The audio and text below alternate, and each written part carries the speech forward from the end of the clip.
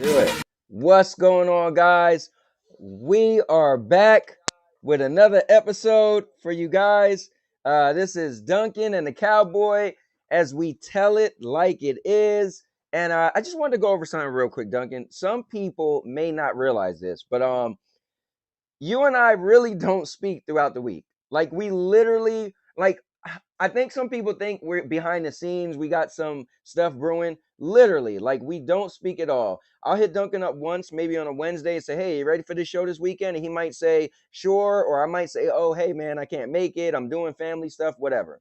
And literally, we don't go down a list of, "Hey, what you want to talk about? What you want to talk about?" I kind of have my stuff. He have his stuff, and this is a really, really legit, real time. Everything that happens, you guys are watching it live. So I kind of wanted to put that out there because I just think sometimes people think like you and I are in cahoots, and I don't know, we want to stir the pot. No, I just think we both, as it's called, we both tell it like it is. And so it's cool to work with Duncan because I like to just tell it like it is. He like to tell it like it is. I'm pro Stadia, he's pro cloud.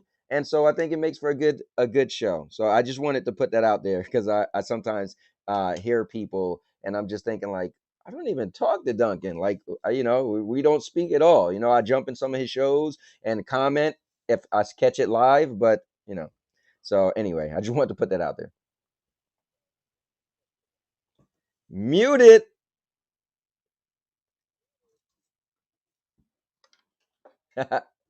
Oh, you know what? I might have muted you.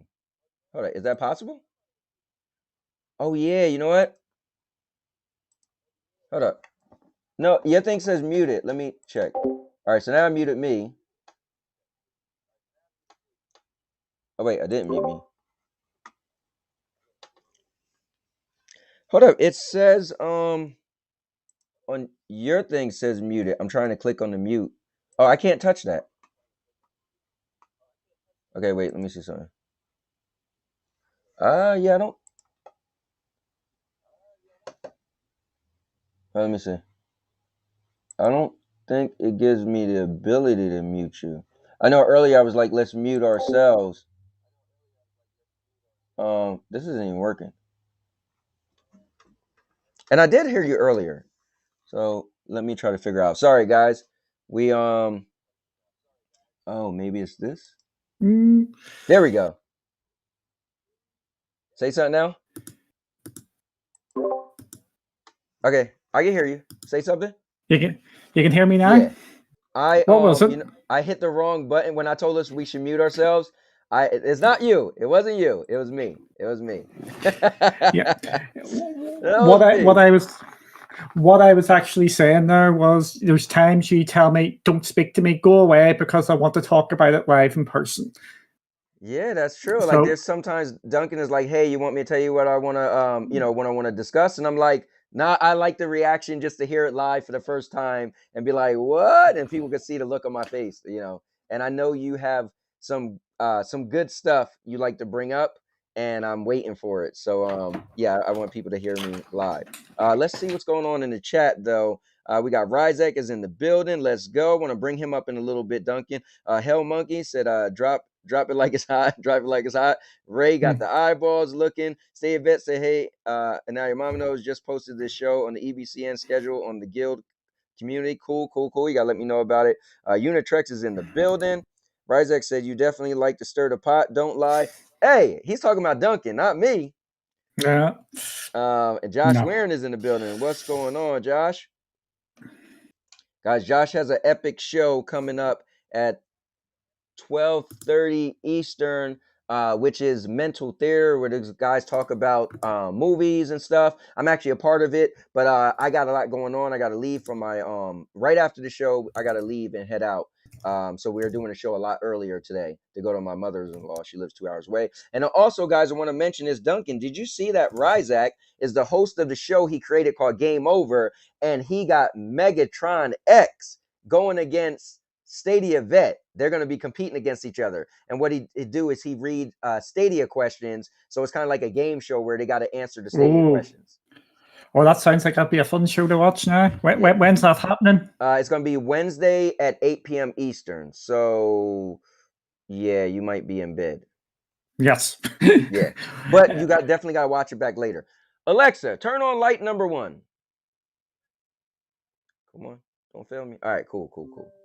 All right. So with that said, Duncan, I got some topics, and we might just end up having the same topics, but yeah, I got some stuff I want to talk about. And the guys in the chat, you guys could throw some. I seen one thing Duncan did today that was really cool. Is he put a post up and said, "Hey, if you guys have topics you want us to talk about, let us know." And I think that's cool to kind of come to you guys also to let you feel like you're kind of a part of it. But again, let me say this: housekeeping rules. If you guys got questions, please put the word question or a Q, so that way I know a lot of people in the chat, they're gonna say, "Hey, what's up, man? What's up? How you doing? How you doing?" But we want to get to the actual questions. So if you got questions, please write the word questions.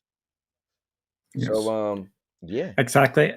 We will leave the game announcement till later, I think. But I think people, you don't know what it is. I asked you before we go, do you want to know what it is? And you said nope. Yeah. So there we go. But it is, if you want to have some guesses, it's actually a choice of 3 games. It could be. So I will. That's all I'm saying. Wow. So get your. So wait. You're saying that there's games that's there's a is it a big game that's coming to Stadia? It would be counted probably. It all depends which one of them there is. There's a choice of 3, but I would say it is a AAA game, and it's a game that everybody wants or a lot of people want.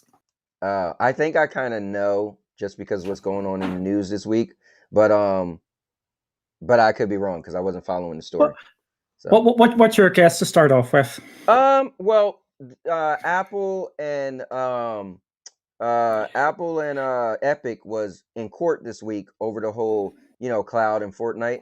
And so I'm thinking maybe they came to some type of agreement, and so Fortnite will be coming to Stadia. It's nothing to do with the Apple or Epic case. Okay. All right, cool. It is something completely different. Okay, so then there you go. I'll leave it there as my one guess, and that's it. Let's see. All right, so let me look at my list of questions or topics, because a lot went on. So where do we start, Duncan? Well, anywhere you want to start. I'm nice and free and easy, so we can start anywhere you want to start. All right, I'm going to start right here. I'm going to first start with this. I'm going to congratulate you. You guys brought a show to the SBCN. So a lot of people feel that Duncan wants Stadia to die, but you reached out to me and said, "Hey, I got an idea. We got a show, Cloudy with a Chance of Games, got a show we would like to bring to the Stadia Bash Community Network." And of course, at first I was like, "All right, hold on. Now the name, tell the people what the name of the show is." What has Stadia done now? Okay. It is meant to be a joke. I think it's pretty clear it was meant to be a joke, and it was just really, really, really, really unfortunate timing, because I told you what this show was going to be about. Right. So let me tell the story real quick. So you came to me, you said, "Hey, I want to do a show." And I said, the first thing I said when you told me the name, I said, "Listen, Duncan, don't be coming with some nonsense trying to bash Stadia under SBCN, all right?" And you was like, "No, it's not like that at all." So the cool thing is, I literally was like, "All right, the title is a little, So I asked you, and you was like, "No, it's not like that at all. It's going to be reporting news, whether it's up or down." But, and I said, "That's cool. Listen, if it's in the news, right, that means everybody is aware of it. So cool." So that was like 2 weeks before you did the show. We had little teases, somebody's coming, blah, blah, blah. So you did the show, and I personally liked the show. I thought it was good. I'm one for entertainment, so I'm one for maybe stuff is a little controversial. So I like that stuff. And when you guys talked about John Justice leaving, it was like, oh, and you said it. Like, I did not, obviously you didn't plan it. You didn't say, "John Justice, why don't you leave on Monday morning? All right, do that for me." No, you had no clue. So you guys reported it. You guys had some questions about it. What you think? A lot of people agree with you. Some people disagree with you. And so to start the show off, our show, that created a little bit of a controversy for myself, more for me than you. you know. Yes, and I want to apologize because it wasn't anything meant to be like that at all. And you guys have been absolutely amazing with all that. And I'm just really, really peeved that it's all actually came out of this. And I said if it causes you any sort of hassle, we'll pull away from it as well. Yeah. So I'm just really disappointed that it's actually been taken out like that. I think I'm going to tell you truthfully, the response I have got and the guys have got has been basically overwhelmingly positive Yeah. from people out there. The focal minority have turned this into something a lot bigger than it really should have. I think that the topic of should Phil Harrison leave, which has been talked out over the last year or so by numerous different people, seems to have. That was the first time we actually brought that up, and I think that is what has kicked everything off. Yeah. My perspective on the whole thing is that I thought the show was good. For me, again, this is my personality is I like stuff that's on the edge. Like our show is called Tell It Like It Is. So you always been a person who pretty much told it like it is, and people didn't like you for it, but I love the fact that you just stick to your guns, right? So I always admired you for that. Before I even ever had a conversation with you, I would hear people say, "You hear what the Duncan guy said?" I was like, "I don't even know that dude. I seen him on Stadia Source a couple times." I don't, but I like, but dude, I'm one of those people. If it's my feelings, my thoughts, I tell it like it is. So yeah, I mean that did cause some crazy stuff. If you guys don't know what we're talking about, someone came to us and wanted to do a tournament, and they were going to donate a lot of money. It was their ideal to Stadia Bash Community Network Championship and $1,000 grand prize, right? So that's a big deal. $100 prize for each individual tournament, which would be 4 tournaments, the span of a week. We did a big announcement. But Duncan has been considered as a little bit of a cloud troublemaker or Stadia.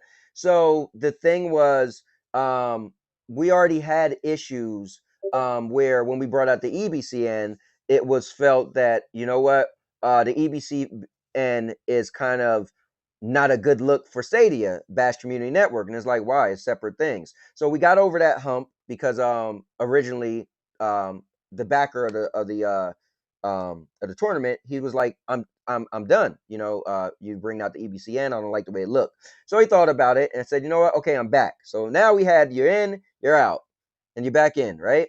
So then when the Duncan announced the show, it was like, whoa, whoa, whoa. I was like, dude, I talked to Duncan.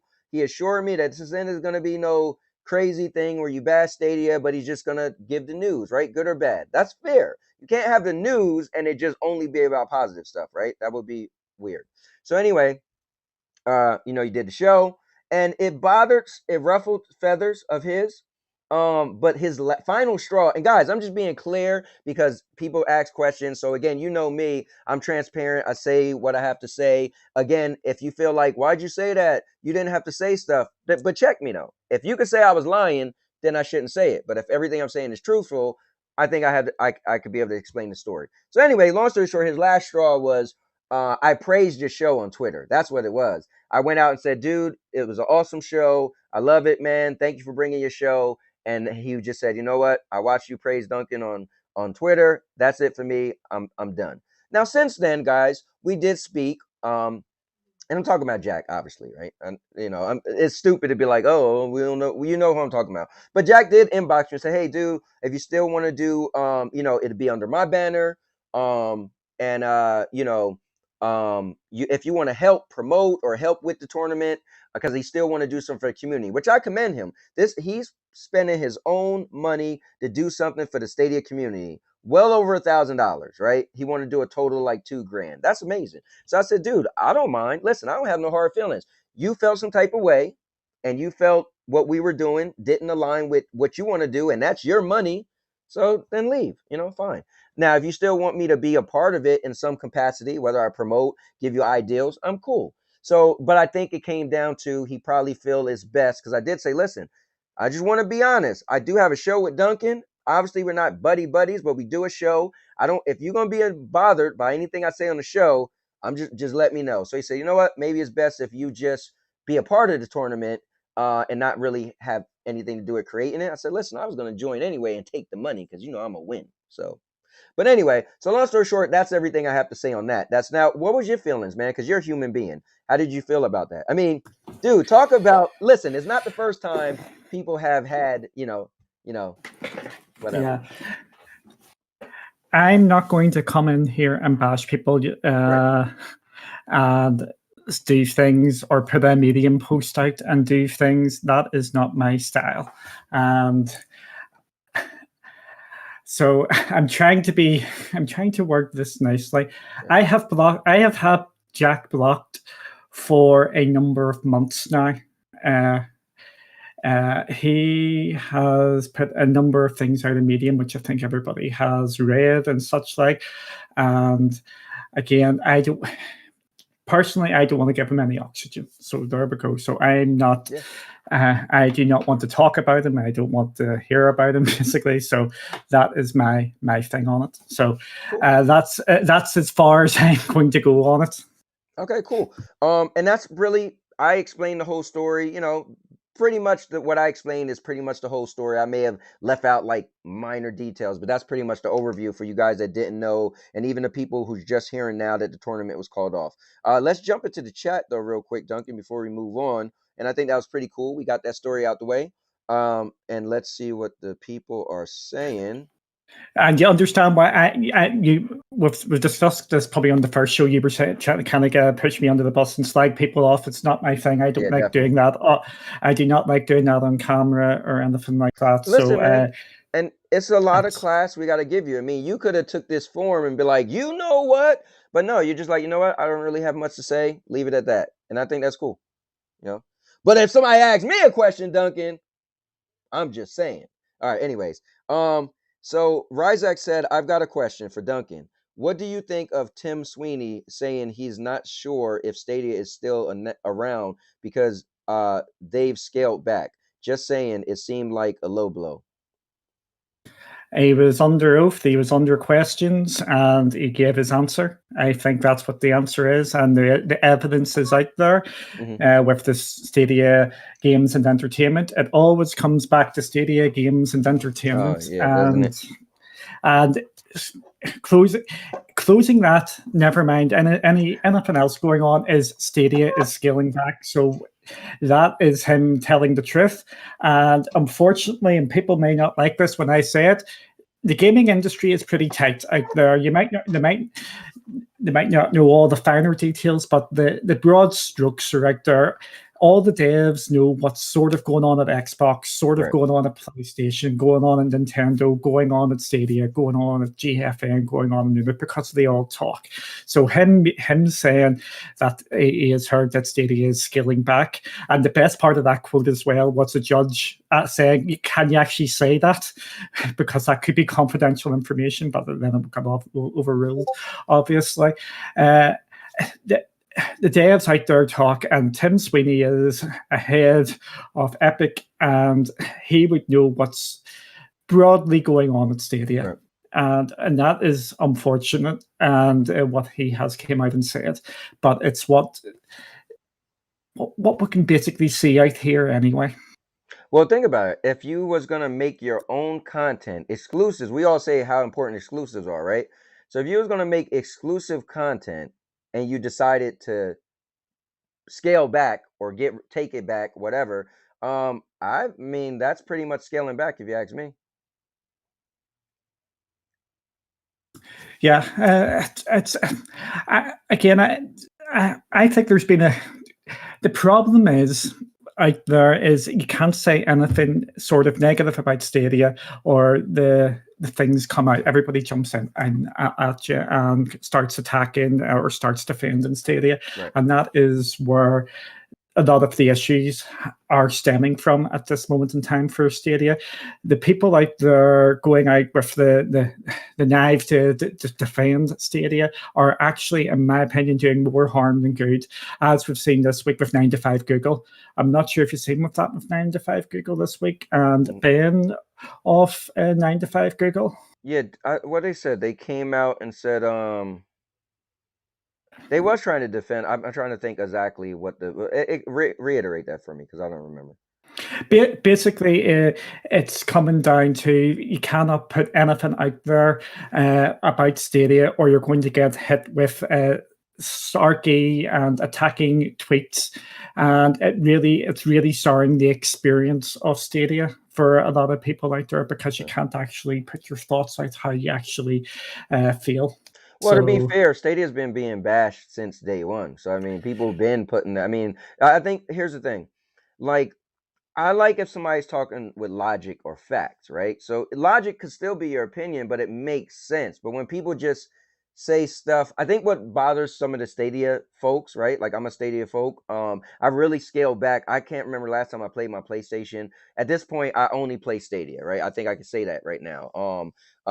It's just a convenience, blah blah blah. But I think what bothers Stadia people, is just when, so like when you guys did your show and you said, "Do you think he should step down?" I feel like that's fine, right? That's a great question. There's nothing wrong with that. But I think when people are just like, "Stadia's dumb and they're dying," and just leave it at that, I think that's the stuff that kind of bothers people, and then people get pulled into those conversations. Well, why is it dying? And because Stadia's dumb and the platform sucks and they got no games, and then you find yourself defending. What do you mean they got AAA titles? It's been day and date. So I think maybe that's more of when people feel they shouldn't say bad stuff about Stadia, but it is what it is, man. The video game industry, people have been saying stuff about Nintendo and Xbox and Sega and PlayStation forever.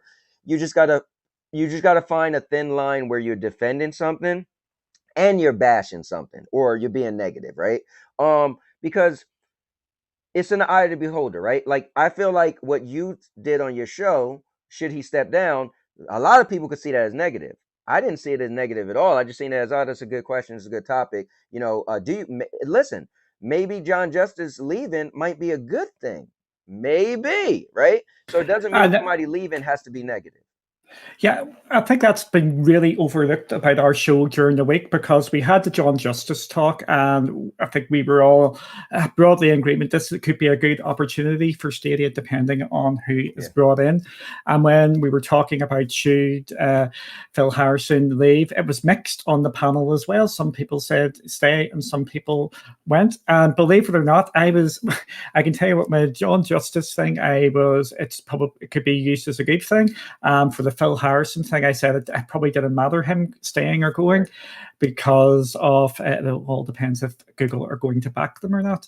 It's Stadia makes a lot of the problems for themselves. And this week is a prime example of it. This week should have been a absolute knockout blow. Not knockout blows, that's obviously too powerful. This was going to be a good week. I don't think it's a great week for Stadia. I think it's a good week for Right, right. Stadia. Yeah, you with my qualification. So this is about a 7 or 8 out of 10 week for Stadia because they got Jedi Fallen Order as a pro game and Resident Evil. So if you're in the Stadia space and all you're concerned about is playing games on Stadia, this has been a good week for Stadia. Right.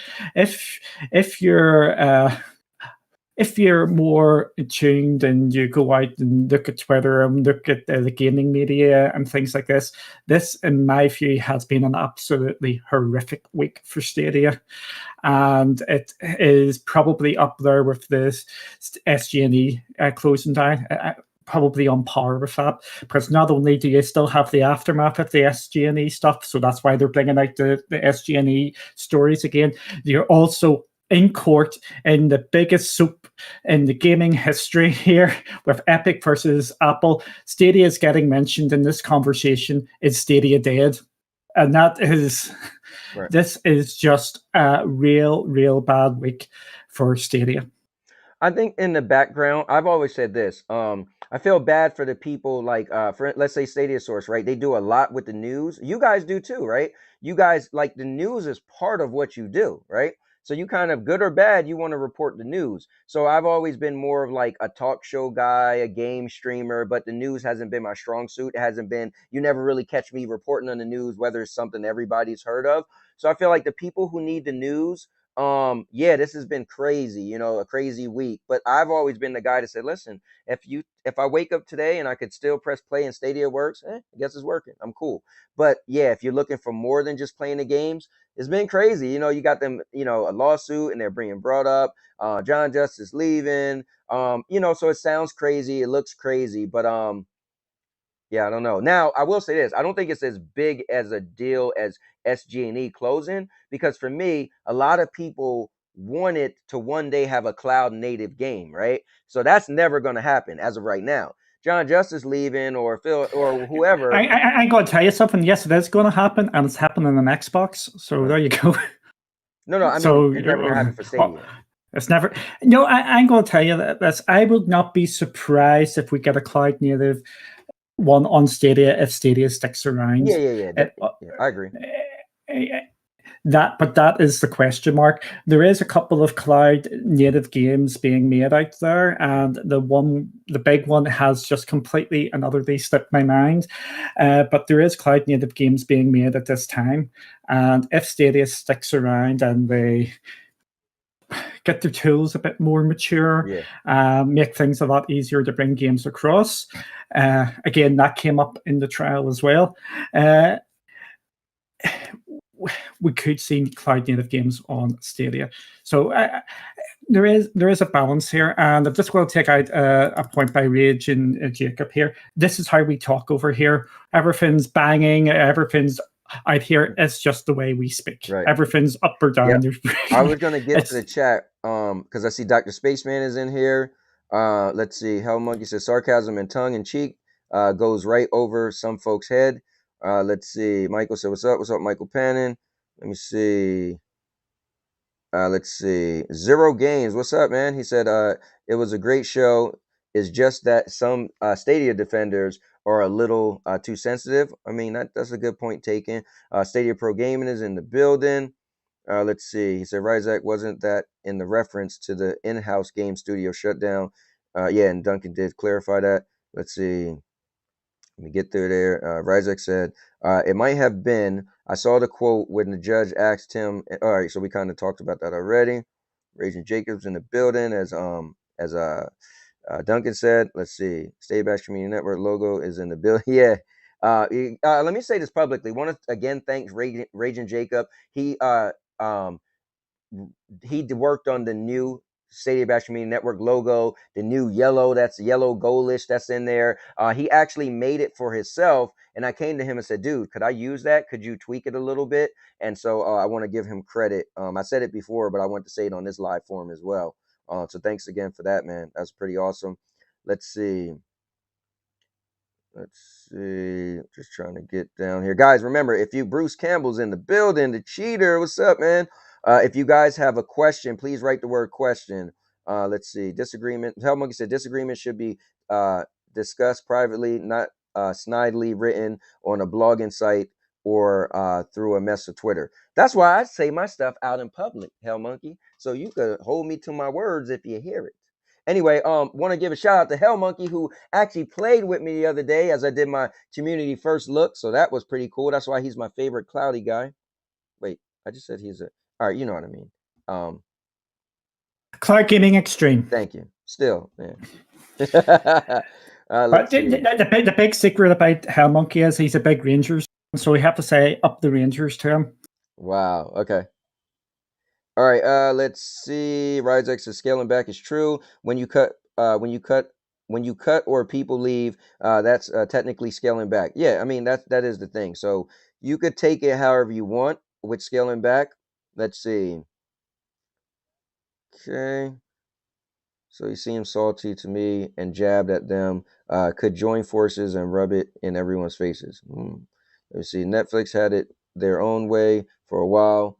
But yeah, look at that. Oh, Brian's in the building. This is one of my buddies who play Marvel Avengers with me. Said enough talk about Stadia, more playing. It's way too more Stadia talk shows. Seeing is believing. Show them. And he said, good is we'll be talking about it since 29. Yeah, I mean, it is what it is, though. You know. I don't mind if people want to talk about all this stuff. Some people want to hear it.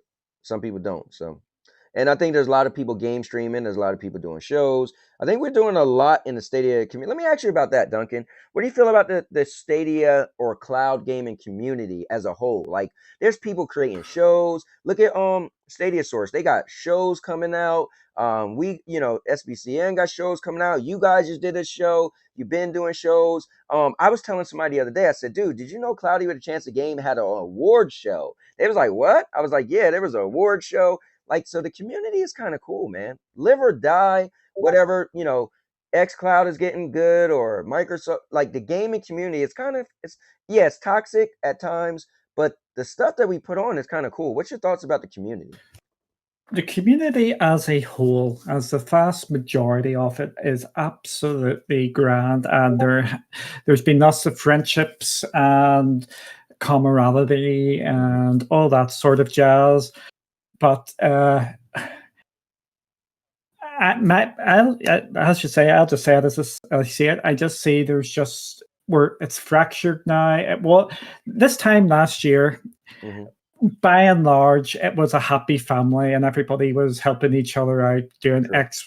Someone goes, "Can you go on my show for me?" No problem, and vice versa. But now it seems to have, in some ways, matured, and everybody is doing their own thing, and people are. And it's a bit clicky of a sorts now. It's a bit, there's different clicks out there, but as a whole, the people watching and people going around, it is generally very nice and respectful for the most part. Well, I think my question was more to like, what do you think about like its content, its shows? I mean, think about it. We're just regular people, right? And it's kind of like everybody knows everybody, and we're putting on shows. I mean, I never seen something like that when I was a PlayStation guy or Xbox guy. So I was more or less. What do you think about that part? Oh, the different shows. Yep, there is absolutely something for everybody out there. If you want your talk shows, there's this. If you want, there's game shows and Stadia Source still with you every day, and there's game shows and the greatest game and all that sort of carry on. If you want streamers, you've got some brilliant streamers out there who can go on for hours and 24 hours and stretches and things like that. Again, it is maturing out there. So it is pretty. Again, there is something for everybody. If you want a first look, there's first looks. If you want the whole game played, you've got that. If you just want to sit and chill and watch a streamer, you've got that.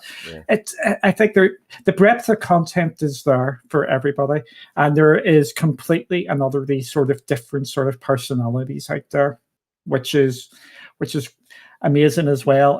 We've got the different languages. There's Spanish, there's German, there's French. Again, you can go check them out as well, which is absolutely great.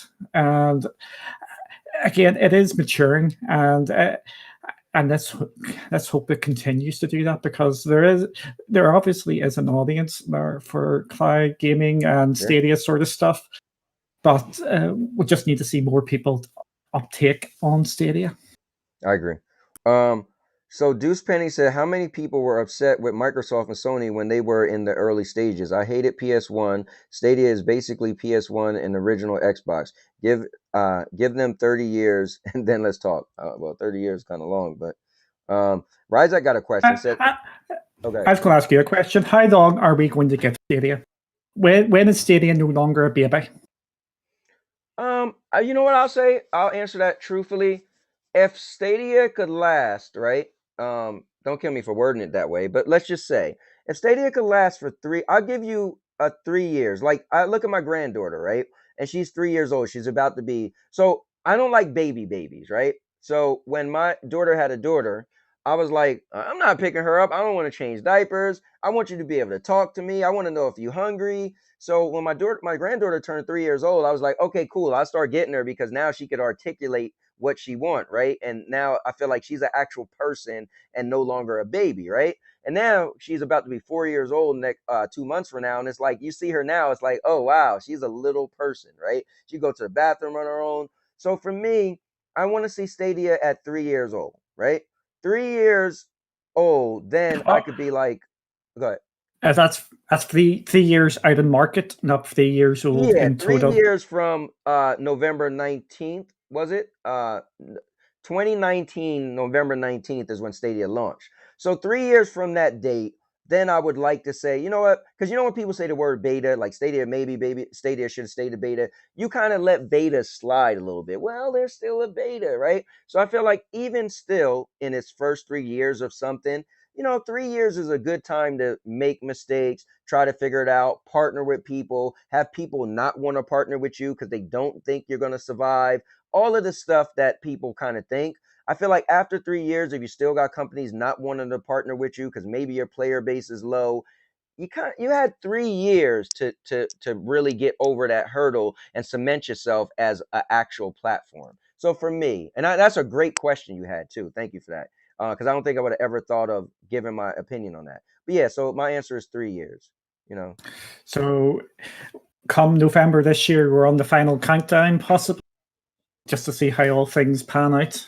Well, So, November this year would be 2 years. Yeah, so yeah, then we would, yeah. So for me, I would feel like a year and a half from now, if Stadia is still in this weird, because yeah, I mean, I'm a Stadia fan, but again, here's my thing. I'm gonna use Chase's words, use case. I'm typically the guy that buy maybe 5 games a year, right? I have a specific taste. I don't buy everything. I don't feel if I like a platform, I buy everything. That's not on me, right? So I buy what I like. So for me, um, I see Stadia keep getting games day and date, so I'm like, okay, I'm assuming that maybe the game I want when it comes out a game I want will come to Stadia day and date. Now, I know we mentioned last time we got together F1. We mentioned the GP game. We mentioned some games that as of right now doesn't look like the second iteration is coming to Stadia. To be biased, right? To be biased, I didn't play those games anyway. But let's see a Marvel Avengers 2 come out or the next Doom. Now the Doom thing I get because they were purchased will, by another studio, another we did competition.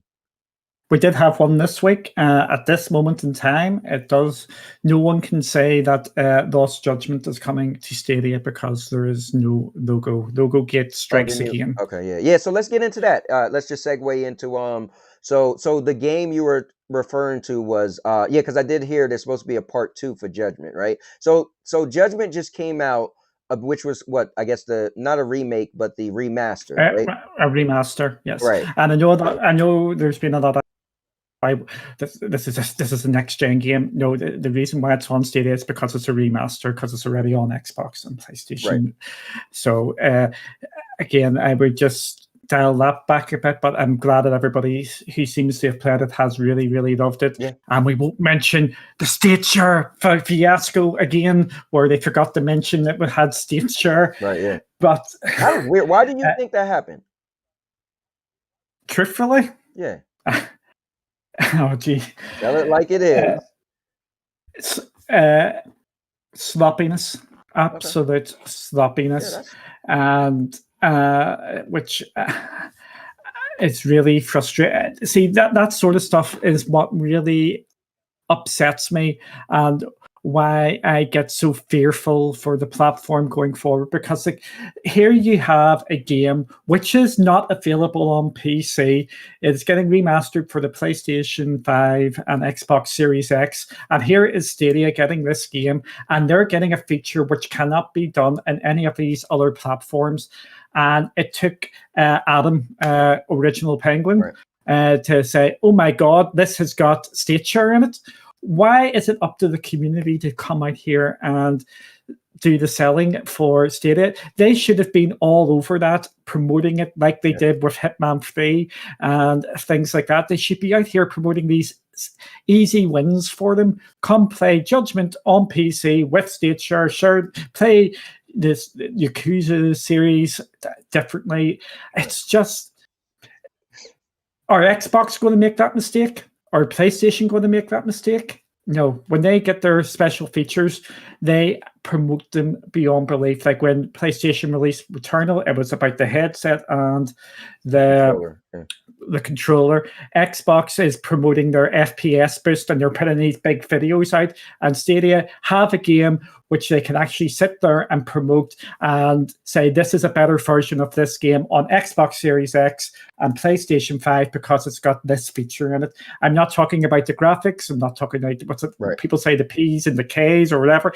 Right. What we're talking here is features to elevate this version of the game above everything, everything else out there in the market. Let me ask you this.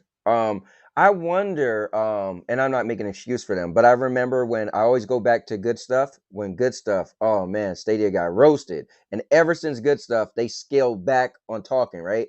So what I'm curious on, I would love for them to, I agree with you, like market what you have. Me personally, I feel like StateShare, I never used it. And it's my least favorite tool that they added, or least favorite feature. So I wonder if they market it as you can only place this game with StateShare on Stadia, would people, because again, the grand consensus is nobody really likes StateShare. Let's be clear. I haven't heard anybody say, man, that's amazing. I like it. I love it. I want it in every game. I haven't heard that yet. So I wonder if they said it has StateShare, you can only use it here. Would they have got a bunch of trolls saying StateShare sucks, blah, blah, blah. See that again. This goes back to what I've been yapping about. StateShare has been my number one thing. Stadia from the word go, and you put it into the right game, it will take off. I'm telling you now, everybody said Mario Maker. Imagine if there was a Mario Maker on Stadia where you could just share your state. Oh, I've just found this amazing game. Boom, you're in it. The games I talk about all the time, which are completely and utterly ripe for StateShare, are roguelikes. They generate a new level each time. Come and play my one. And here's one for you, what we've talked about before. The Super Bowl. Come play this StateShare where I'm going to make up names here. I don't follow that made-up sport, which known than that minority sport. The Cowboys versus the Buccaneers. It's not two teams. Cowboys are winning 22-12 at halftime. Jump on this StateShare link and make the Buccaneers win. Now, you know what? Yes. That's cool. Go ahead. No, I was going to say, you know how many times people would play something, right? And then you're like, oh man, how did you lose? You could have brought it back. It was like, you couldn't have did it better. StateShare it and say, let me see you do it. Yeah, that would be cool. This is why... See, these are the sort of things which really frustrate me, because I want Stadia to succeed because of these features and this tech. And if they could just get someone out there to do this and just make some of these StateShare things go, put it into the right games, they can take off, because there's so many people play these games. Like, give you an example. I'm not going to say my favorite game in Slay the Spire. I will say, imagine they got Binding of Isaac and they got Northern Lion to play that. I'm not sure if people are aware of him. He plays Northern Lion every day, puts a video out. He puts that video out with the StateShare link, sponsored by Stadia. People can click onto that and play his exact same level while he's playing it. There's just so much potential here to actually change the medium of gaming and make games made for cloud and StateShare. This is why it's just, I just see the technology is just going to go to waste because they're not just promoting it right. And it's just frustrating. Maybe it's coming, man. The StateShare just came out a few months ago. So at the end of the day, possibly. But at this moment in time, I think they're choosing the wrong games to showcase it. Like the Hitman 3 was, in my opinion, was just a glorified level skip, and which was just truly frustrating. And the game which I was really, really excited for in the Pixel Junk Raiders, again, it seems to have just been a wasted opportunity again. Right.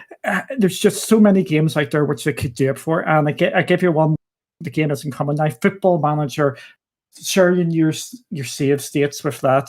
Absolutely brilliant way to do that. And we're just sitting here and watching this technology just pass us by. And at the same time, we have Amazon, we have Microsoft pushing this stuff out because they're investing into this as well. Right. Well, I guess we'll see. Let's look. Let's see. Let's see. What did Ryzik said? I got another question for Duncan. How bummed are you that Roma got I don't even know what that is. Moreno? You know, Roma got I don't know what Roma is, and I know got Morano. You know what that is? Oh, whereabouts was that? Near, was that about Roma get Mourinho? Would that be? Sorry, I don't. Yeah, no. Let's see. Who asked that question? Sorry, Ryzak. right, Zach. I'll just Yeah, do a he quick. asked it at 11:29. So if you scroll to that, I've actually really excited because Roma is my Italian football team. I'm happy enough. Mourinho oh, okay, we're went talking to about Roma. football. All right. Yeah. So clueless. All right, let's see. All right, so as I look through this, what's your next topic? I'm gonna look and see if anyone else asked a question. Let's see. Oh, Raging Jacob said, Duncan, the community as a whole is being pushed into a defensive role due to the media outlets and their clickbait articles, and then some members also turn sour and jump ship because it takes energy. That is true, though, Duncan. I always said this, right? There's times where I'm debating with people, and it's like 3 against 1. So I get extra involved because it's more against me. We got to admit, when Stadia started, man, the whole world was against Stadia. My nephew, I seen him last night. We had a Mother's Day dinner, and he asked me. He said, why people? Because he's not really, he doesn't know so much. He said, I know you love Stadia, but why people hate it? Every time I look, people says, oh, they hate it, they don't like it. It's like, what is it about Stadia that people don't like? Like, why don't they like it? Because you like it so much. It's like, but every time I talk to somebody and say, oh yeah, my uncle's into this cloud thing, they're like, what? So it's just, I think that's a good point that Raging Jacob made. So many people dislike Stadia. And it's like you always feel like if you like something, you feel like you got to defend it. I got to the point where I'm just like, even when Clive, I love Clive stuff. He's my favorite streamer, right? Just because I feel like he's entertaining. He's informative, and and he kind of like keeps it real. But I got to a point where I used to be like, man, he defends Stadia too much. He used to defend Stadia too much for me. But it feels like you almost feel like you have to, like, who's defending Stadia? And then it's like you can't let the landslide of it make Stadia look so bad. So you kind of feel like people have to defend Stadia. And then when weird stuff happened like Cyberpunk, then you're able to say Google Cyberpunk Stadia, and then you'll see Stadia isn't as bad. So what's your point on Raging Jacob saying so many people are against Stadia, Yeah, but there is, again, this comes back to the way Stadia was marketed from the word go. I think everybody can remember how they came out. They were basically gunning for consoles instead of we are going to be a beta, we are going to be a complementary platform. They came out to say, we're coming here, we're better than Xbox, we're better than PlayStation. And as we know, the console wars have been going on back since the Nintendo and Sega days.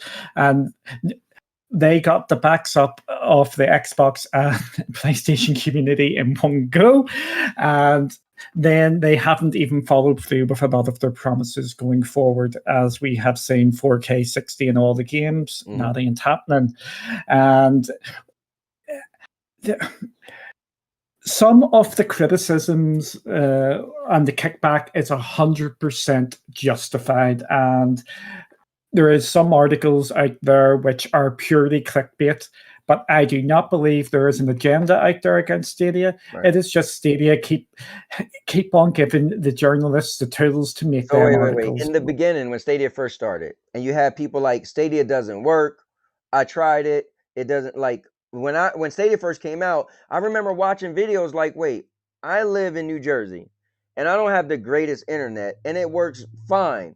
This big time YouTuber that has way more money than me is saying his great internet, it doesn't work. Like, you'd mean to tell me that was legit.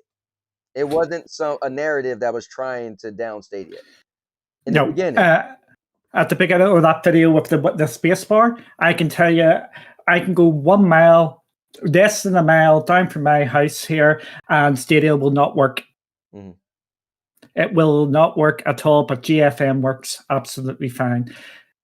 And that is the biggest problem with cloud gaming. And this is one of the obstacles cloud gaming is going to have. I know everybody has their opinion on Andy Morse Right. out there, but he put this really, really brilliantly. And I'm going to butcher the way he has actually said it, in that if xCloud doesn't work, it is because you've got bad internet. If Stadia does not work, it is because Stadia sucks. There is that justification there because you can play Xbox on with your physical hardware. This is the limitation of cloud gaming, and everybody's gaming experience on cloud is going to be different. So that video of that spacebar and taking about a second to hit, yes, that was true, because he was in non-ideal circumstances, and he was a gaming journalist as far as I know, and he was doing it as a test, so he would have been on his work internet and doing it from there, and there would have been all them extra hurdles with firewalls. Right. So, Yeah, I wasn't talking about that, but I was talking about, but yeah, that's fair. I was just talking about when Stadia first came out. There was just a large majority of people that was just down in it. I remember what is her name, Alyssa or something like that. She used to be with IGN, whatever, and she made her video saying like she was literally told to say Stadia sucks. Like she was told, and she came out and made a video, said, I like it, it works for me. It works for me, but I was literally told to say that it didn't work. So I feel like the people who think there wasn't an agenda to make Stadia look bad, they're being foolish. Raging Jacob said at Duncan, bro, next gen is barely getting any games. What the fudge sticks do you expect Stadia to push? Pushing Stadia is clearly not a necessity. Why throw money if you can use it elsewhere? why? Okay, I will tell you why Stadia needs to push, and they need to push soon, because of no first party anymore. And what does it always come back to? And you have alluded to this straight off, Right. is Marvel Avengers 2 is coming to Xbox Series X, PlayStation 5, and PC. No Stadia. What are you going to do? I mean, I like the game, man, so I would have to get it. I'm a gamer, so at the end of the day, yeah, I'll just be buying a system. I mean, now here's what's hard. I will say this. Yesterday, we wanted to watch the first episode of The Boys because I was telling my daughter's friend about it, right? So we turn on my PlayStation. I got two. I got PlayStation 4 Pro in my bedroom, PlayStation in the living room. So we turn on the PlayStation, and then I had to update the PlayStation itself, and then I had to go and change the internet settings because for whatever reason it was just so much I had to deal with just to watch a show. I was like, so what Stadia does for me is always reinforce me that anytime I try to go to a console, I'm reminded of why I like the tech. Now, but if I have an actual favorite game, I have to play that game, right? Now I would research and see if maybe if it's coming late to Stadia, then I will still wait for Stadia because I just absolutely love like for instance, today when we leave my house to go to my wife's mom house, that's 2 hours away. She don't have internet. I can't if I took my PlayStation, I can't play with people online, right? No internet. Yep. But but I could take my phone and a controller. That's what I always do when I go to her house. And I play on my data, But you could do that with your PlayStation as well. my PlayStation what? Bring your PlayStation and just hook it up to your mobile. I've done that before. Wait, hold up, but PlayStation doesn't allow, so with PlayStation you have to be on Wi-Fi or internet. They don't you can't be on mobile data. You can just share your mobile data. I do it all the time. No. We live in different countries. So we have a thing called a hotspot, right? So you could get an internet hotspot for your phone, but it costs extra money. So it's not free. So I would it's free over here where I can just hotspot anytime I want. No, so I'm not gonna pay extra money to get a hotspot because so I could play and then also I don't have a PlayStation 5. So I have a PlayStation 4. So I used to do what was it called? Remote play. Remote play is decent, right? But it's not great. But again, in remote play, you need Wi-Fi, you need internet. You can't use mobile data. So that wouldn't work for me. That would not work. So I would, again, in order for me to do what Stadia does with another platform, I would have to go out my way. Now, with Xbox game xCloud, I could go to my wife's mother house. I could have the xCloud on my phone, right? And I could play games on my mobile data. Same thing. But guess what? xCloud don't let you buy games, and they don't have Marvel Avengers. So then I couldn't even play. So that's why for me, Stadia, until the other companies do what Stadia is doing, allowing you to buy games. Also, like Stadia lets you do everything, right? You got a subscription service. You could buy games. You could use mobile data. You could use internet data. You could switch from a laptop to a phone to a television. So Stadia lets you does everything. That's why Stadia for me will be the king of the cloud. But soon as somebody else does that, then they go. And then if you were a tech guy, you could do 4K, you could do 1080, or you could do 720. So that's why Stadia for me is gonna still be the king of the cloud. But I'm not. I would be silly to say somebody else won't do it eventually. It'd probably be Microsoft first. But again, they got to compete with their own hardware because they went out and said this is the future of gaming, this is the hardware. And the moment they hit that switch and you don't need the hardware, then they're their own competition. So it's gonna be weird. But Yeah, see, this is the thing with Microsoft, and if Walmart, yes, go back to Walmart, yeah, we got go into the thing. They are going for the nice hybrid approach where they're trying to bring people along with them. They are seducing them in with this is just a complementary sort of platform rather than the full one. Bring my camera down a bit there. And this is why they are in a strong position at this moment in time, because they have the games and they have the user base with the Xbox people there. And this is what we're talking about. Marketing, you need to market this to bring the games, because you need the games on the system for people to play, but for the games to come there, you need the people there to play the games, and it's a chicken and egg. So this is why they have to buy the ports across with, like, Resident Evil. By all intents and purposes, it has been an absolutely great port for rephrase that, a great port for Stadia. And it's in a good sort of position that way. If you look what Microsoft have done over the last number of months, and you look what GeForce Now is doing, the amount of in the case of GFN, they're bringing an absolute mountain of games. Did you see how many games they're bringing this month? 60, something like that? Yeah, 61 games this month to GFN. And Xbox are bringing some absolutely banging titles out there. If you look at the xCloud library, which you pay your $15 a month for, you've got a good load of the Stadia library, including the AAA games. It is going to be a battle for content, and Stadia needs to up its content, get these big games on board, get logos onto the games. Like if Judgment's coming, Lost Judgment is coming, that logo needs to be there straight away because people are going to jump. We've said that about F1 as well. You need to build your base up, and if F1 goes, they're going to lose a healthy multiplayer sort of gaming group there, because a number of them are going to jump ship to one of the other platforms because they want to get their gaming fix. It is about, you have to do it as a two-pronged attack, and it can't be a half in, half out sort of thing, which I'm sort of getting the feeling now about Stadia, that they're it's a bit of a scattergun approach to what games they're bringing and what games they're actually buying for. So I look at the same thing I could be said for xCloud, right? There's a half in, half out, right? So you're allowing new games to be on there, which is great, right? Because if you were waiting for Outriders, you'd be like, dude, I'll pay $14.99 and Outriders on there, and I got other games, right?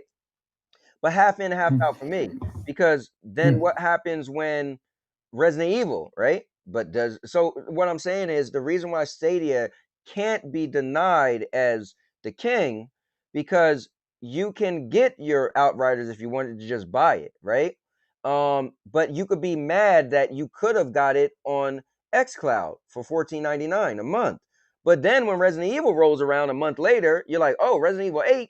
Well, guess what? I got it too. You don't have it. So that's my thing is we can talk all we want about all these other platforms, but they're never going to be better than Stadia because they're not allowing you to purchase games in the cloud. So it doesn't, whatever anybody want to say, that's great, but you're never going to sway me because you can't say every game that's coming to the platform will be on the cloud. Now, when Stadia start to not get games, right? Like you said, if F1's not coming, Football Manager not coming, the next Judgment is not coming, MotoGP or whatever it's called not coming, then it's going to be like, well, like for me, right? Take this to the bank, okay? If WWE 2K 2022 22 don't come out for Stadia, I'm going to be like, and that's coming out either between September, October, November. So that's when you could call me out, right? That's what, because if that don't come to Stadia, I'm going to really feel some type of way. I'm a wrestling fan and I'm dying for them because they skipped a year. They had bad flack on the 2020. And so they skipped 2021, but they've announced that 2022 is coming. So Duncan, that's when you could say, whoa, Cowboy, what happened? What did you buy? What did you buy WWE 2K 2022 on? Because Stadia don't have it. That's when you guys could check me because that's a game. That's the next game I can think of that I'm buying. Yeah, I've been talking about this before. 2K is one to keep a big eye on going forward, and I have got my concerns about the 2K games going forward on Stadia. We're missing 2K games. Do you know which 2K games we're missing? Which are meant to have came yet? No. Mafia. And then we also haven't got, and this is an absolutely daft one, which does my nothing. And I've talked about it this week with Red Dead Online going to xCloud. Why isn't there Red Dead Online on Stadia? You have to buy the full game on Stadia. You can't just buy Red Dead Online. Yeah, so 2K. And I'm not gonna be mean, but everybody, listen. I'm not talking to all of you watching and Duncan. Y'all all crying about these old games. People get mad at me. Let me ask you a question. When's the last Mafia game came out? Can you Google it for me and let me know? The last Mafia game came out last year, but it was a remake. Yeah, exactly. The old remake. No, man. Listen, listen. And I'm sorry. And I know Dr. Spaceman and Stadia Vet and JD and what's his name? Raider Gaming Cyborg. They get mad at me when I come on Cloud Station. I call it Speculation Station. Oh, well, Sony might do this and Sony might do that. But guess what? PlayStation now has. There's all these old games. Like the large majority of people want to see these new games coming. Mafia isn't on there. I don't care. I'm not buying it anyway. It's old. It's a remake though. It's still old. Let's talk about new games. Yeah, I think it's going to be a very, very interesting E3 for Stadia. I think this is going to shape up, and we're just over a month away. If there is a big logo gate, I think there should be real signs for concern. So there has been logo gate in the past, and then a game comes out like Little Nightmares, right? We could say it was good or bad, but Little Nightmares. I pulled out my phone yesterday to my nephew, and I was scrolling through games. He's like, "Oh, so you got Little Nightmares?" And I said, "Yeah," and they actually got a day and date, and it was included with Pro. But that was a good thing they did. But they should have announced it. I agree.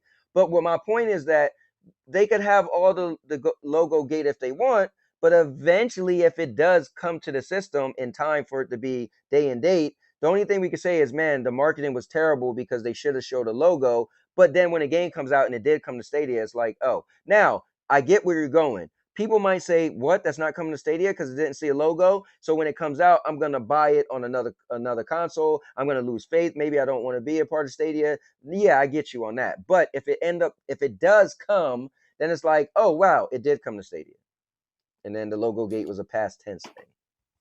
Yes, but as I will say here is F1 2021 comes to Stadia, but doesn't get announced until a couple of days beforehand. There is people out there already making plans, trying to get their PlayStation 5s or Xbox Series X's or upgrading their PCs.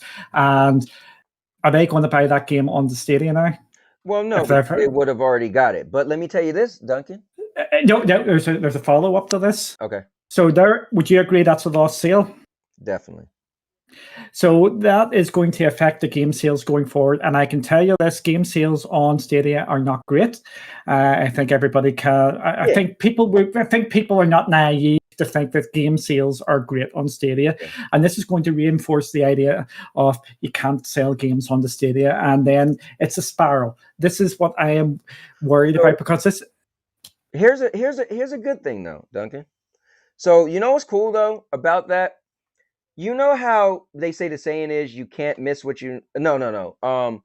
Not that. The saying is you can't miss what you never had, right? So I'll say that part, right? And if it's meant to be, it'll come back, blah blah blah. So let's say somebody played F1 on Stadia and they loved F1, they're a fan, and they loved the tech of Stadia. They was like, dude, this is cool. Like me. Hold on. I could go to my mother-in-law's house and just take my phone and my controller, and that's all I got to do. And we're going to stay the night over here, and I'm good. And I could even stream online and play with my friends, right? And then they say, oh, forget that. I love F1. 2020 is coming. 2022 is coming out. Stadia don't got it. I'm going to spend $500. I'm going to get a PlayStation 5. I'm going to play it over there. And then they do all that. And then it comes out for Stadia. And they're like, well, I got a PlayStation 5 now. You know they're going to notice some differences. Because when they downloading those games, and when they got to get updates for them games, and when they got to worry about space for these games, I get it. Hold on, I get it. They're like, oh, the game looks better. Oh man, but trust me when I tell you, Duncan, when I had to turn on my PlayStation just last night, you should have seen. Ask my wife and my daughter's friend. He's not that big into gaming cloud and stuff, so he hearing me complain. I'm like, what the another update, and then I had to do the game, you know, when it says the game collapsed, so you had to rebuild the database.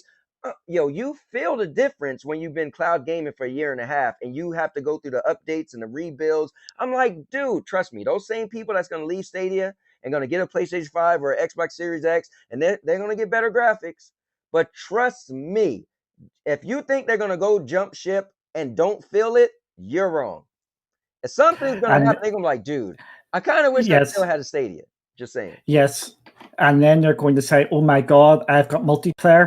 I don't have these Stadia-only bugs.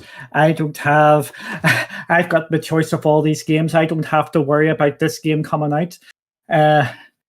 Can you say that FIFA 2022 is coming to Stadia 100%? No. Can you say it's going to PlayStation 100%? Yeah, I'm pretty sure it will be, yeah. That is the situation when people start moving to Xbox and PlayStation, because this is a double-edged thing I'm going to say here. Stadia has reawakened gaming in so many people and is absolutely brilliant, and you can see it in the chats and things like that. And this goes back to Raging Jacob's point about people have started jumping ship and doing other things. That is because they have been reawakened into gaming because of Stadia. And when you jump to these other platforms, you actually start to see what you've actually been missing out in Stadia. Some of the games that don't come, the games which come later, actual having multiplayer lobbies and things like that. Stadia has its absolute positive points, like going out there, playing on your phone, no downloads, no updates, no updates. We have to put that. That one game. Yeah, you could keep bringing up that one game. But you know what?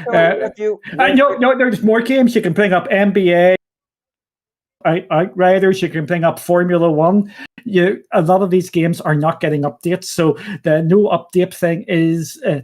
Over the last couple of months, I think that is starting to wear a bit thin, and that you don't have to worry about, or these consoles are having these big patches, but at least they're having the patches to fix the games. Right. This is because of the user base, and I want Stadia to succeed so much, and I know everybody thinks I want it to die, and I want to do a big dance when it all dies. No, I don't. I want Stadia to succeed more than anything because of what I was talking earlier about state share and things like that. It is just, I just wanted to go here. And when people jump to these other platforms, it's just it's a worry for me because that someone's going to be going away and their money is not going to be Stadia, which means Yeah, I agree. But the sparrow. but let me ask you this: you think some of those people who jump, they're not at all gonna be like, I'm glad I left Stadia. You don't think some of the stuff they're like, damn, man, Stadia did? Because what I was trying to tell my nephew is Stadia answered some of the issues we had, right? Like buying a 2 terabyte external hard drive and that running slow, and like I remember when I got Anthem, right? And I was like, yo, why I keep loading in after everybody? I'm the one hosting it. And I couldn't figure it out. I was like, oh, because I got Anthem loaded on my external hard drive, not the system, so it's just running slower. And I was like, wow, I didn't think that could actually happen in game, but that's essentially it's running slow, right? So Stadia answered so many issues that we had in gaming, right? Now gaming is moving forward, but consoles just isn't answering those same questions, right? Those same issues. They're trying. They're getting some stuff is going, but they're not like Stadia, not like cloud gaming, right? No, I disagree here, and people are going to help me. Xbox is showing us what Stadia should have been doing with bringing these older games to the platform. I have went back and played some Assassin's Creed on my Series X this week, and oh my god, what a difference! 60 FPS in these old Assassin's Creed games, it feels like a remaster. Let me ask you a question, Duncan. Yes. You know when you get your game and it's like the game you're into and you're playing and that's your main game? These old games don't become your main game. They become, wow, this is cool. I wish it was like that back then. I'm going to play it for maybe an hour, 2, 3, 4, but you're not playing that game over and over. You I might do. be. You might be Yes, like it might be this is the thing. Everybody is different. true. I am at this moment in time, I am replaying my Assassin's Creed games. I actually started this before the 60 FPS boost onto Which Assassin's Creed game you playing? I forgot the name of it. It's the third one of the Ezio series. I always get Revelations and Brotherhood. I think it's Revelations I'm playing at this moment in time because I've beat the other two over the last month or so. The difference playing that in 60 FPS, this is what I was wanting to do on Stadia. I was wanting Assassin's Creed Syndicate to be 60 FPS. Right. I was wanting the Assassin's Creed games to be 60 FPS because it's like a brand new game. And it's just, this is what I was wanting Stadia to do. And you do know, one of the reasons, in my opinion, is Xbox is doing this is when the Series X blades go back into xCloud. As we know, on cloud gaming, 60 FPS feels so much better on cloud. As soon as it goes to 30 FPS on cloud, you can just notice it absolutely straight away. And some of the games in Stadia, I've said this before, actually make me feel a bit sick when I'm playing in 30 FPS because of how jarring it can be at times. So this is how Xbox is being innovative and actually doing something which Stadia should have actually been mandating, that all the games should be 60 FPS. Right. Well, we're talking about xCloud, and that hasn't happened yet. So let's see. So Raging Jacob did say, Duncan, 61 games, and which freaking ones do you want to play? So I've already answered that. I play and I've been looking game for a while, and I've talked about that game for a while. Okay, one of those games. All right, so let's get down. So let's change that. So what are we going to next? Let me look on my list. And yeah, I mean, listen, we could go all day of what's going to happen in the future, but until we actually see it happen, I don't really know what else to say. Let's talk about Shadow. I figure you would have brought that up. No, I like that broke sort of last night. Shadow's in a mess. Shadow is in a complete and utter mess. And yes, I issued the same words as I issued Stadia. I think it's a matter of when rather than if. The scaling back in the US, they're doing it for legal reasons, which is probably true. It Right. just sends an absolutely horrible signal.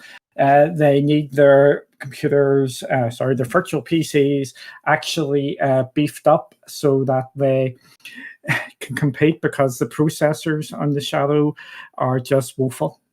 So I think we're going to see, this is the first step, I think, towards them starting to wind down. I remember talking to somebody. I can't remember who it is. Might have been Stadia Vet. I don't know, somebody, right? Or it might have been Mr. Urban World. And shout outs to you guys. And they was like, "Oh, just because they're bankrupt don't mean anything." I said, "Are you kidding me? A bankruptcy is not a positive thing, you know. And until they get a backer, then if you were bankrupt, that's nowhere at all is that a positive thing."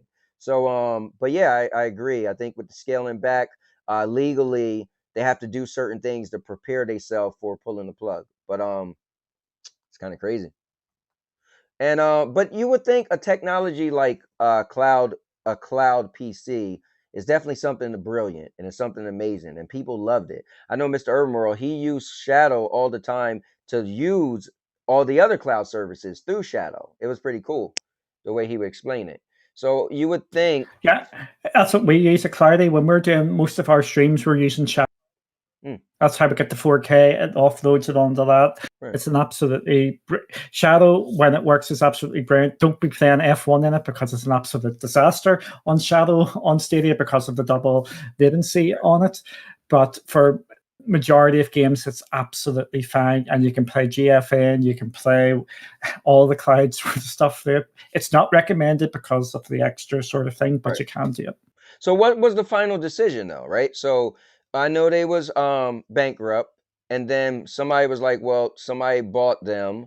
And then so what is the last final word, right? I know the scaling back, so what is the actual like Basically what they're doing in the US, getting the infinite, and I forgot the there's 3 tiers, and they're basically doing away with the 2 top end ones. You only can get the lowest end tier, and they were just the amount of space you can have on it as well. It is just a complete another scale back. For me, it's going to put everybody off who is using it for gaming, because Shadow's hardware, while great, and the tech works absolutely well, it's starting to show a bit of its age. So I think, again, I think the writing's on the wall unless something majorly happens with it. Let's give a shout out. We got Barry in here. We got Raven in here. I see my guy Chariot Man Gaming snuck up in the building. Let's see. Let me see. Stadia Ver said, how many old games are on xCloud Gaming? How many old games are on NVIDIA GeForce Now? How many old games are on Amazon Luna? Yeah, I mean, listen, that's how these companies are making up their library, right? Let's be clear. In a single year, there's probably 12 AAA titles max, to be fair. So these platforms, Stadia, GeForce, all of them, right? They build up their library to say, look how many games we got, but they're traditionally all mostly old games. That's just the way, that's how you be able to say you have a large number. That's why PlayStation Now, there's over 800 games, 800 old games, for the most part. So yeah, they all have old games. Don't get me wrong. Like, they all have old games. Now, the person who now when I say old games, right, I'm talking about like stuff that's, a current game is like a 6-month game, right? A current game is less than a year old. That's considered a current game. We're in 2021. If you're playing a game that came out in 2020, that's a current game. You go past a year, that game is kind of old, because there's traditionally, a lot of companies like to make games every year, right? Certain games like a Call of Duty or blah, blah, blah. So if you're playing a new Call of Duty, last year's Call of Duty is by definition old. Same thing with WWE. Every year they would come out with a new game. So the last game is the older game. So yeah, people get mad at me when I say old games, but it is old games, like it or not. Now, you may love that old game, and that's on you. But typically gamers are always looking across the fence to the green grass. What's the new game? What's the new specs? How good this looks? That just is what it is when you're a gamer. So don't get mad at me. Exactly. And that is why logo gate matters. Oh, you're right. You're right. No, you're all right. I mean, I can't say logo gate doesn't matter. Like, E3, and they show all these games and no Stadia logos, you're either going to say, A, it's not coming to Stadia, right? So then if it's not coming to Stadia, what do? You got to start planning on getting your favorite game elsewhere. Or B, you're going to think, well, it may be coming to Stadia, but they just didn't show the logo because for whatever reasons, whether it's the redheaded stepchild, whether Stadia is working on a deal but didn't finalize it yet, so they can't say. There's a lot of things, you know. So anything else we want to say about Shadow? I think Shadow is in a mess. They've actually gave their user, what was it, 100,000 or a couple of 100,000 actually paying members, which was interesting. Again, here's the interesting thing. Mm-hmm. Go back 2 years ago. How many people were playing Fortnite on GFN? This is 2 years ago, before they've got the big burst over to 10 million users. I don't even know. I mean, yeah, I have no clue. 300,000 were playing Fortnite each month on GFN. I think that is a really healthy sort of number there playing on that. And that was 2 years ago, people just jumping in to play Fortnite. Cloud gaming is coming. It is going to, some people it is going to be 100%. That's what all they're going to play. For other people, it's going to be a supplement, but it is going to be part of the gaming future. It's just who is going to be part of it, and if there's going to be any big leaders. And Google is going to be in cloud gaming for the foreseeable future, and I'm talking years upon years upon years. Yeah. So will Microsoft, and so will Amazon. Will Stadia still be around? Will Luna still be around? We don't know. I think xCloud's the safest one for the foreseeable future of being around. But with the other, you know what I got to say, right? Yep. Now you just said, "Will Luna?" You were big on Luna. Oh man, Luna, Luna. Are you scaling back a little bit? Because ain't nothing going on with Luna right now. Nope, not at this moment in time, because they're still committed to gaming. $500 million a year party. So I'm quite relaxed about Luna. And if you're going to say which I from Luna and Stadia would I have the most backing for, or which one I think is actually going to succeed and be around in a couple of years, I would go Luna at this moment in time, because Amazon as a company, as from bottom to top, are committed to gaming. Can you say that? Do you feel that Google is backing Stadia as a whole? Google or Alphabet as a company, do you think they are invested into Stadia as fully as Amazon? This is what I would say. I think people always feel like, okay, so if my uncle was rich, they just assume if I needed help, my uncle should just, right? He's my uncle. So, I mean, it doesn't matter, right? We're in the same bloodline. So if I needed a new car, my uncle should just write the check. I disagree with that. I feel like you have to earn things. So I feel like earning for me would be, I got to work to be able to get my car, right? And maybe my uncle might front me $500 towards it, right? The down payment. So I feel like with Stadia, Alphabet and all them, yes, they're rich. They got all the money. They can write a check and keep SG&E going if they want. But Stadia has to do the groundwork in order to get them to want to invest more, right? So with a low player base, that's long story short is what it is. That's why when people ask me, what does Stadia, hold on real quick, what does Stadia need to do to succeed? Go in other countries, because then that means more people, that means more money, right?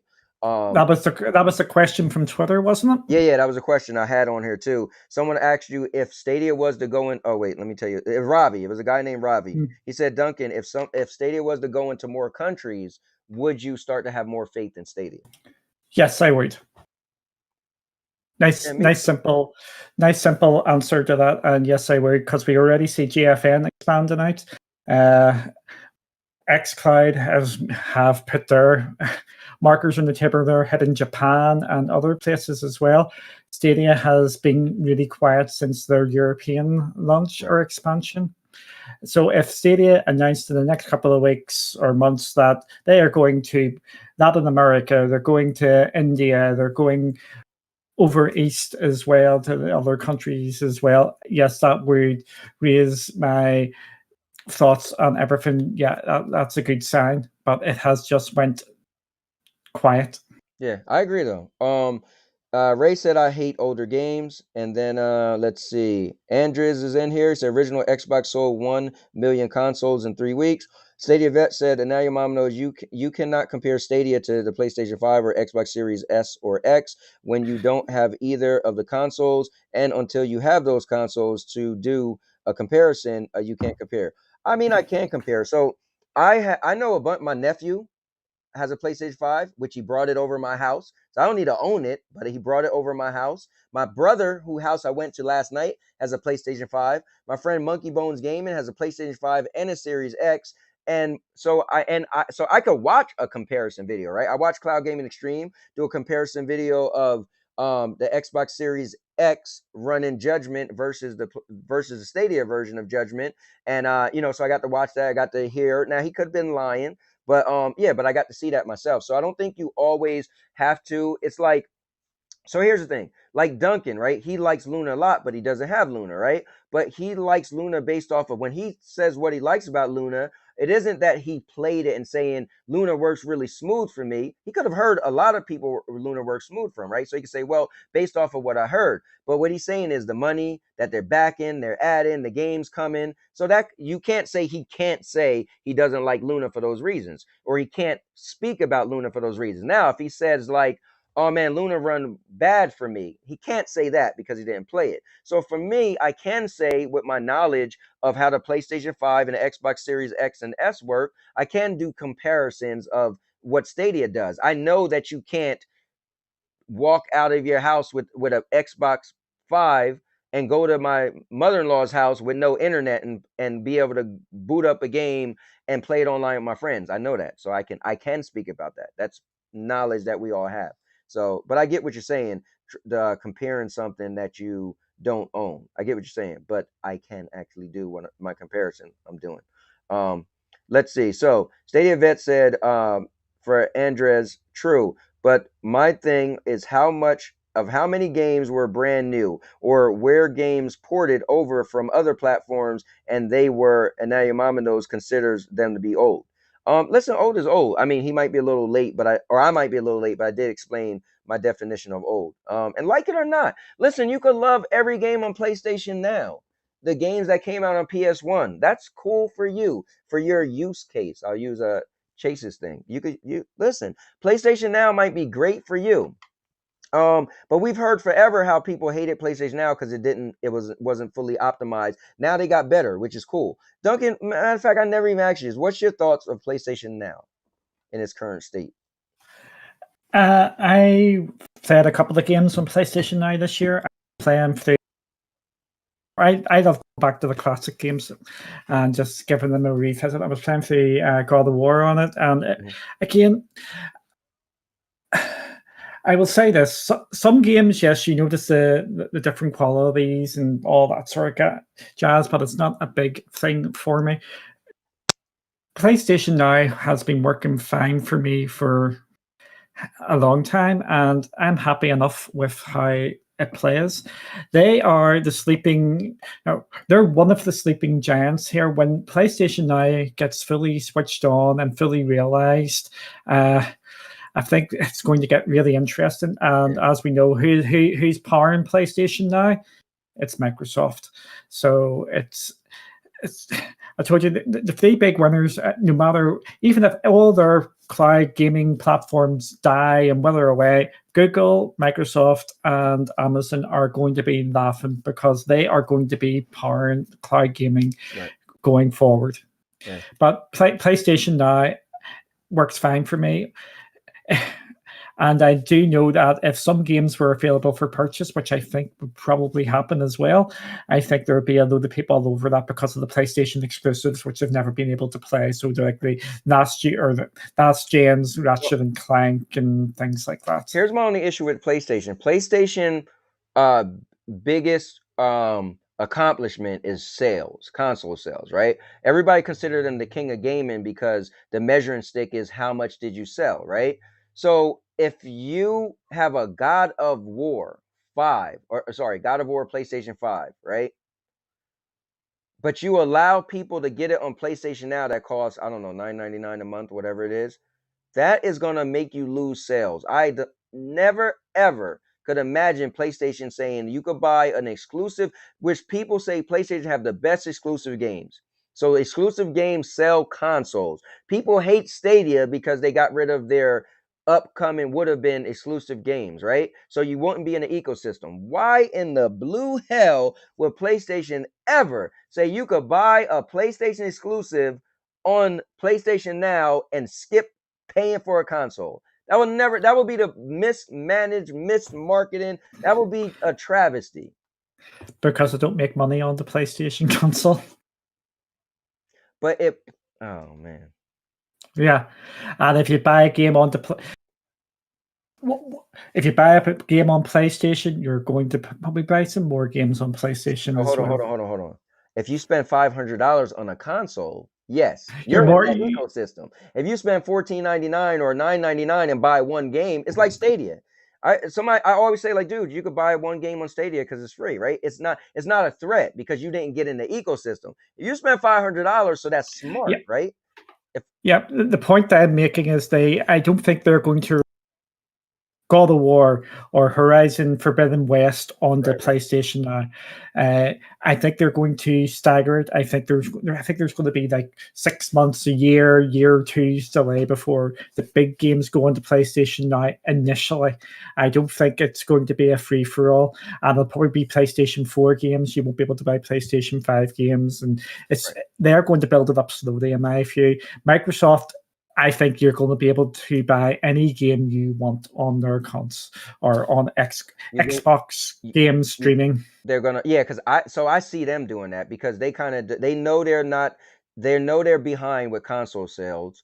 I think, and their thing is they're pushing Game Pass more than the console, so that's their ecosystem. Get in the Game Pass. So for them, if you could buy a game on Game Pass, oh well, right? And if that attributes to XCloud or Game Pass on PC, oh well, you're still in their ecosystem. So for them, I think that makes sense. For PlayStation, no. I'm going to ask you a question. It's just basically some of the stuff in chat here. Yep. Mass Effect, the remaster, Super Duper Shiny Edition's coming out next week. Is that a new game or is that an old game? It's an old game. Old game. It's an old Sticking to your guns. Nah, man. No. You can't get that over me. You can't pull that the wool. My grandma used to say, "You can't pull the wool over my eyes." That's an old game. No. Now, Resident Evil remake, right? Part 1 and part 2. No, part 2 and part 3. That could be called a new game. That was a remake, not a remastered, right? They literally from the ground up, that was a brand new game. The graphics look different. They changed some stuff. That's a new game,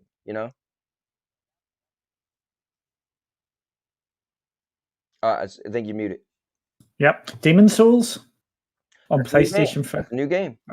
That's a new game. So, again, opinions. Everybody has different opinions. Yeah, but listen, you can have opinions all you want, but that's fact.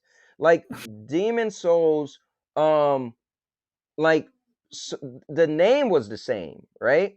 But they changed the game, the graphics, the engine, the swings. Like it wasn't just the game, but they made it look better. That a remaster is the game. Oh man, look, it's the game I loved, but it looks better, right? But a remake is new because you remade it. It's like all right, here, perfect example. Oh, the 20th edition of Transformers, the movie that came out in 1986, the cartoon. It looks better on Blu-ray. That's a remastered. So that's still old. It just looks better. Transformers the movie, Michael Bay, that's a remake, right? So that's a new content. That's new content. Mafia remastered isn't new content. It just looks better. Okay. It's going to have the same ending. It's going to have the same characters. It's going to have the same storyline. Like nothing's going to be new. It's just going to look better. That's, hate it or not, but that's real. Now, here's something. Yeah. When they come out with stuff and they add all the DLC, like for instance, Resident Evil 7, I played and beat it back in the day. Didn't care that it came to Stadia Pro, right? Whatever, it's old. But what I didn't do is I never got the DLC. So the DLC was included, and I was like, oh, wow, now I get a chance to play the DLC that I never played. So that's a bonus, right? That's a bonus if you give me old content from the past, right? But then how much of a bonus it is if I also played that old content, then it's still old. All right, go ahead. Sorry. Oh no, that was just it. I'm on the thing of the read and the and bobs. Yes, it is. It's nearly a new game. So for me, Mass Effect would be the Judgment, which has just came out in Stadia, would be a new game. It's an updated and refreshed game, I would say, rather than a completely new game. So I have absolutely no problem with remakes and remasters. And yes, a lot of people may say it's easy and to do, but I have no bother with them at all because it can breathe life into new games. I agree. Like, real quick, I don't have a problem either. But if you ask me if it's an old game or a new game, I'm gonna give you my definition. But yeah. And Cyborg said, bro, you play old games, you're a hypocrite. I'm not saying I'm not telling you not to play old games. What I'm saying is I'm not giving a platform credit for having old games, is what I'm saying. I'm not going to praise PlayStation Now because they have, and again, that's PlayStation Now business model. The people, see, I feel bad for the people who keep praising PlayStation Now and they get mad. PlayStation Now business model is it was created because PlayStation 4 didn't have backwards compatibility. So it was created to allow you to play the games that you used to love that wasn't transferred over. That's their business model. Now they're dabbling into adding newer games, but their business, until they come out and say we have a new business model, which they never did. PlayStation Now is still meant for older games, right? So for me, it's not for me because I don't primarily like to play. I don't go crazy over the older games that I beat and played way back when. Typically, I'm a gamer. If I like the game, pretty much I would have got it and played it, or I would have rented. That's why I love a rental subscription. So I would have, at some point, I would have played the game, whether I bought it or not, and sent it back. So please don't take it as I don't like older games. I do, man. I would, but that nostalgia for me is a burnout. I might play Prototype, which is my favorite game of all time, and I might play it for maybe 4 hours, but I might not play it again for another year or something for me. So that's not sustainable for that. If they want to look at the diagnostics or the algorithm, see how often people are playing these old games, for me, if my algorithm would be terrible. They'd be like, man, he played that game once in a year. So that's just what it is. Speaking of old games, should I tell you what game might be coming? Yeah, let's hear it. Okay. Oh man, it's an old game. Darn it! I wanted it to be a new game. Basically, there is a new description out, and it is for Ubisoft, and it is for Ubisoft in Montreal. Okay. For a specialist tester for Google compliance. What games could that mean is coming to Stadia? Rainbow Six. Rainbow Six is one of them. The other ones I would probably say are Rainbow Six Siege is the obvious one, and the other two would probably may come under Hyperscape and Roller Champions. So they are looking for one part. What is it called? What was that, sorry? No, Champions. What was that game? Roller Champions. Oh. It is like a roller hockey game that they're sort of pushing here. So it is a specialist tester for Google compliance, and it's for one game. You will ensure the game meets all the manufacturer's Google Stadia technical requirements. If I'm a betting man, which I'm not, this for me maybe says Rainbow Six Siege, but it also could be just replacing the person who was on Valhalla. But I'm going positive if I'm going to say it's going to be Rainbow Six because there's been talk. Which is still an old game, by the way. But it's a live service game. So the cool thing, live service games get a chance to still live, right? You make it once and then it continues to live on. So that's a loophole. Like Destiny. Would you say Destiny is an old game? It came out how many years ago, but it's keep bringing out content over and over. It's not a one and done. So Destiny's still very much a viable game. Have you ever played For Honor? That's Ubisoft. Man, that would be awesome if that came to play came to Stadia. Was that down? Is that on that as well? Did they do that? They've done For Honor, so it could be For Honor. Right. But I think there's just been a lot of smoke with Rainbow Six Siege, so I think it may be for that. which would be great to see, because I think uh, it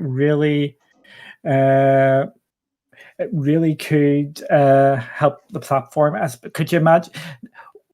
We'll go back to the Stadia Games and Entertainment Stadia announcement back in GDC last or 2 years ago now. Rainbow Six Siege with Stream Connect. Could you imagine that? That could completely and utterly change that game going forward. Yeah, I agree. Just like, and here's a nice segue. I'm setting you up.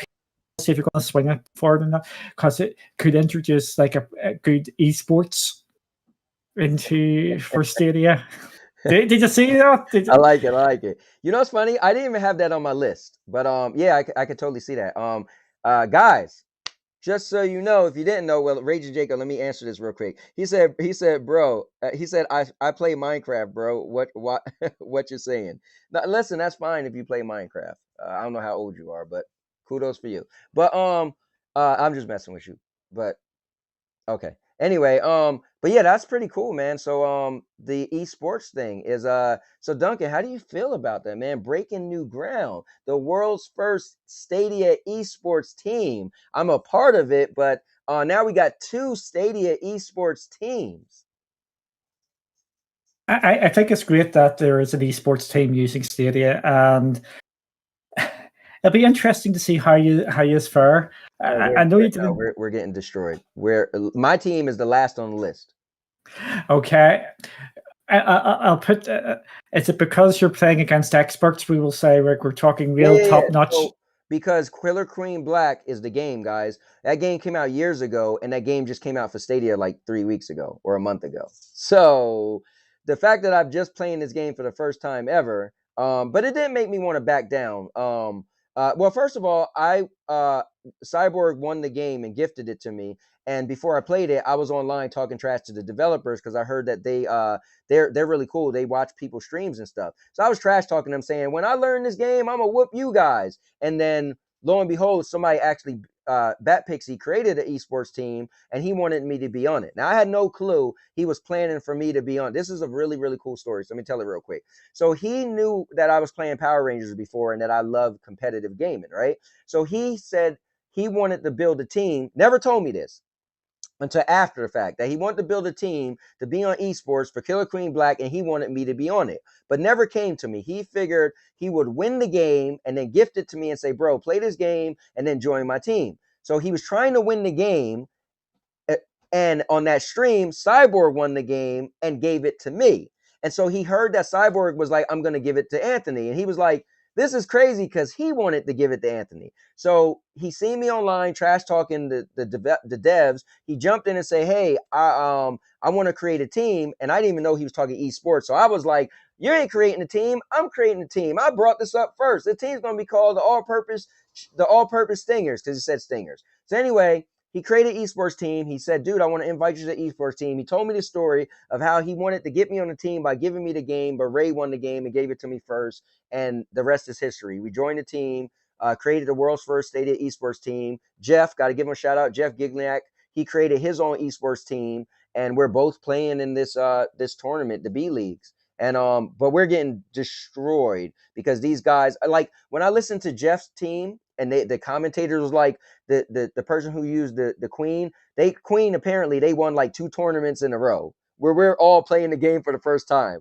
I'm like, what? Like, oh man, but it's fun to be a part of it. Now the next round is going to be losers versus losers. So maybe we'll go against people that aren't so good as well. And maybe we might actually get a win. But so yeah, that's it's been cool, man. Yeah, I'm just going to pick up something in the chat here.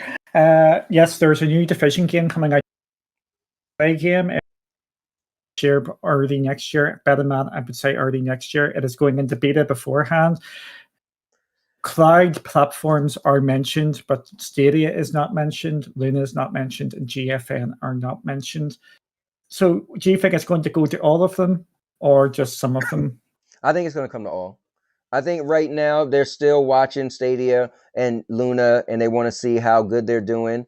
But remember, they are Luna has Ubisoft Plus and Stadia has Ubisoft Plus. So I'm pretty sure it would be outrage if they come out with a new game and it's not included in Ubisoft Plus. So they probably got it. They can almost, I feel like, excuse me, unless they pull out of the Stadia and Luna, they almost have to put that game on their cloud service, cloud subscription. That would be like, I, yeah, that would be pretty bad. I ain't going to say what I said a couple of nights ago when this came out. I think it is locked on for 2 platforms. Okay, PlayStation and Xbox. No, that's already going. Cloud platforms I'm talking for. I think it's nailed. GeForce Now and Luna. I am not 100% on Stadia, just Okay. the way things are going. And just to back this up, or Duncan, you're just talking out from your backside, blah, blah, blah. You do. Some people may be aware and some people might not be aware. There is an Ubisoft game coming out this year and it is not listed for Stadia. What game is that? You're going to love it. Prince of Persia remake. That is not listed as coming to Stadia. So I would not 100% say it is coming to Stadia. I think it's very likely to come to Stadia, but we have to wait and see. But I think it's locked on for Luna and GeForce Now. GeForce Now because it's GeForce Now. And the reason why I think it's going to go to Luna as well, because Luna is based on the PC, so it's easier for them to bring it over. I think it all depends on the costs and things like that, if it's going to go to Stadia. I think it's likely to go to Stadia, or very likely to go to Stadia, but if you go, which platform do you think it's nailed on? It is GeForce Now is at the top, followed by the Stadia. Isn't Rainbow Six Siege on Luna? Yep. Yeah, so that's on Luna and not on Stadia. And that's yeah. So I think it's going to be an interesting one to see platforms are announced for it. But I'm hoping, and I really hope that it's going to Stadia, because that would be a good sign. If it does not go to Stadia, I think that is a very, very, very, very worrying sign for Stadia going forward.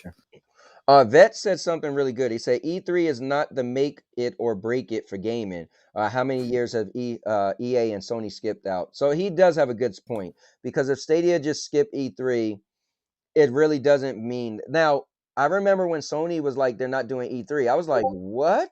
That was crazy, but now it's just a common thing. So if Stadia isn't in E3, I guess I wouldn't be so upset. But I can see what you're going to say is, but if games that could come to Stadia doesn't have to be PlayStation or EA, and they don't have the logo, then yeah, I know, yeah. Yeah, that is my thing. It's, if Stadia doesn't have a presence, I would be annoyed. Not annoyed is probably the right. I would be disappointed that they wouldn't have a presence, because I think they need every single marketing thing out there, because they are a buy it first platform and a subscription second. They are not like Luna and xCloud at this moment, where they are a subscriptions service first. Right. So games can come later to Luna and xCloud because they are a subscription. Just the way Stadia are positioned, they need games announced, and they need them announced ahead of time so people can plan. So for example, say Battlefield 6 is getting announced in the next couple of weeks, and it says coming to Xbox, PlayStation, and PC, and there's no Stadia. I know there's a hell of a lot of people are really hyped up for that in the Stadia community, and I think a lot of people would be upset if it doesn't come, and that starts that cycle again. Yeah, Battlefield is a big game too. It was always the rival to Call of Duty. So if you don't have Call of Duty or Battlefield on your platform, that's going to be kind of crazy when you think of it. But I get Activision, and so the rumor is Activision want to have their own cloud thing. So if that is the case, that would make sense. But I just want to make sure Zero Game said old or older. That's the question. So yeah, I mean, I think I explained what I meant by old games. Let's see. Mr. Urban said there's only 2 cons to PS Now. You can't access your friends list, PC version, and newer games are usually temporary. The library, though, endless amounts of fun. I mean, that's a cool way to say it. The way to look at it. It will never get me swayed over, but let's see. Let's see. So Mr. Overall said Anthony is a hypocrite. He made fun of me for playing old games, yet he was hyped for Scott Pilgrim on Stadia. This is true. I was hyped for Scott Pilgrim. Scott Pilgrim was a cool game. They pulled it. The history of Scott Pilgrim versus the world is they pulled it off the market for 10 years. So no one could purchase it anymore. So 10 years later, they decided to add it. I do like beat 'em up, so it's cool just to run around and simple game and just punch people in the face. So that is true. I was definitely excited for Scott Pilgrim. And that is an old game. But that did come with all the DLC, which was cool. So they brought it out and brought out all the DLC, the stuff I never paid for back then. So it was definitely a plus, you know? So it was like liking a game that you really liked back in the day, but you never got all the DLC, and then now you could get the DLC. But again, Scott Pilgrim isn't a game I play every day, you know? I played it, beat it. Every so often I throw it in. It's been a while since I threw it in, but okay, let's see. Ryzek said Rainbow Six Siege was announced at one point. The roller game is big news. Okay. No, Rainbow Six Siege has never been official and now coming to Stadia. It has just been heavily rumored. It was oopsies and then stuff like that. I think the biggest issue what Rainbow Six Siege will have coming to Stadia, if it comes to Stadia, is multiplayer. If it comes without the cross-platform multiplayer, it's going to be, can I say it? Am I allowed to say it? A dead game. It is going to be a dead game on Stadia unless they get it marketed really well. Because as we know, multiplayer games on Stadia are awful. It's just any sort of multiplayer game, and I got the secret to that though, right? What's the secret to that? Just gotta go on Facebook, just search anything, search for that game in the community. I guarantee for almost any game you can think of, there's a community of people playing that game. Join the community, and there you go. Andres said PC, Xbox, Xbox. I guess the Series X, PS4, PS5 available for testing new Division game. Yes, that's correct. Yep. So, you know. It's just really interesting. This new Division game, I think, is a test for Stadia because along with it being a new game and it's going to cloud platforms, it's a free-to-play game. And that is going to be, that could be an absolutely big win for them, or it could be a pretty major sort of disappointment going forward. Because would you be worried if that Ubisoft game did not come to Stadia? Which one? Would that give the new Division game, if that did not come to Stadia, how would that make you feel? Yeah, I mean, I'm not a Division fan, but I'm a gamer, so I feel like for the platform to not, again, like I said, if you and I talked before, and I said, listen, I'll be a little worried about Stadia once new games are announced and Stadia aren't getting a new game, especially a game that was already on the platform. Because why would you not want? There will have to be a reason for you to say, hey, this game was on last year, but this year we don't want it to be on your platform. Now, there's obviously always stuff behind the scenes more than just, well, we know Stadia is going to die, right? There could be, oh, we didn't get the right contract we want. Maybe Google don't want to pay a certain amount of money anymore. Maybe Google was new. So last year they paid $10 million. This year they feel like, well, we're a little more prominent. Our platform is a little more worth it. Now we want to pay you $6 million. And Ubisoft is like, no, we still want $10 million. And they're like, bro, we're not paying $10 million again. You got us last time because we were new and we needed you. They're like, well, you need us now. Well, we're not paying it. Okay, well, you're not getting the game. Well, we're not getting the game. It still could be stuff like that, and that doesn't mean that Stadia is going to die. But yeah, I mean, that's more alarming if you had a game that was out last year and you don't get it this year. For whatever reasons, that's not good optics. That's still, you know. But I've already ventured down that path already with a couple of games, and I forget it. Again, for me, the key one is going to be 2K games. It is going to be the golf game and the basketball game. If they do not come, I think it is extremely worrying. And going back, the developers at this moment in time and publishers, sorry, I will rephrase this, the big developers and publishers have Stadia over the barrel. If Stadia don't pony up the money, they probably won't bring the games. And if they're not going to pony up the money, they're not going to have the games, which is going to make it look even worse. And then this... they're in a cycle here which only can be resolved by dumping a ton of money into Stadia to try and help them going forward. Yeah. All right. Listen, I agree. We just got to see how the chips fall, but it's great to speculate because or do make I like to call it educated guess because yeah, I mean, listen, if you don't see a logo, one or two things, it's either coming or it's not. Now, have there been times where there was no logo and the game didn't come? Yes. Has there been times where there was no logo and the games did come? Yes. So that's the thing. Like, there's no cut and dry until it actually happens and don't happen. Let me ask you this real quick. Do you have any thoughts on Sony and Discord? How Xbox wanted to pay $10 billion to get Discord, and they said no, and then they're partnering with Sony? I'm going to say what I said on Twitter when this news about Xbox going after Discord, and my words were, I hope someone else gets them. And I'm actually glad someone else has got them because I think Xbox are building themselves up too much at this moment in time, and I want other people to be competitive with them. Yes. And I'm absolutely glad that there's a partnership now with PlayStation and Xbox. And my first reaction when I seen the news was I laughed because it was just really, really funny that PlayStation has just went and snapped up the rights, or not rights, snapped up Discord and done a partnership when Microsoft were sniffing around. So that is Microsoft are not going to go anywhere near that for the foreseeable future, which is probably great for gamers going forward because competition is what we need. Yeah, I'm not the biggest fan of Discord. I feel like it's just all over the place, and I feel like I hope Sony helps make it better. I know some people who like it, but I feel like Discord is just it's not user friendly at all, man. And so if they could do a partnership and it become, they do an overhaul, that would be pretty cool. What do you think about this Gilded thing? Everybody's on Gilded. All of a sudden, everybody's on Gilded.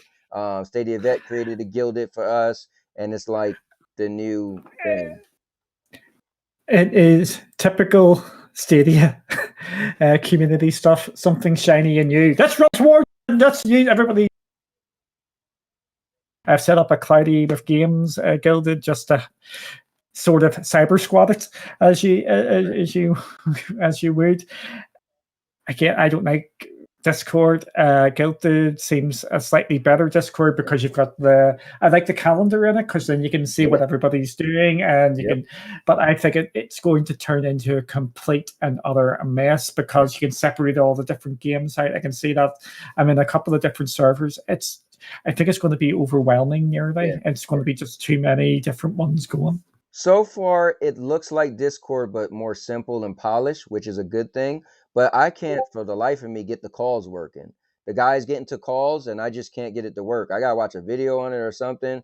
But Discord was pretty bad with calls too. Like you would get a Discord call, and then it would sync to my Bluetooth, right? And then out of nowhere, my Bluetooth would just no longer be synced.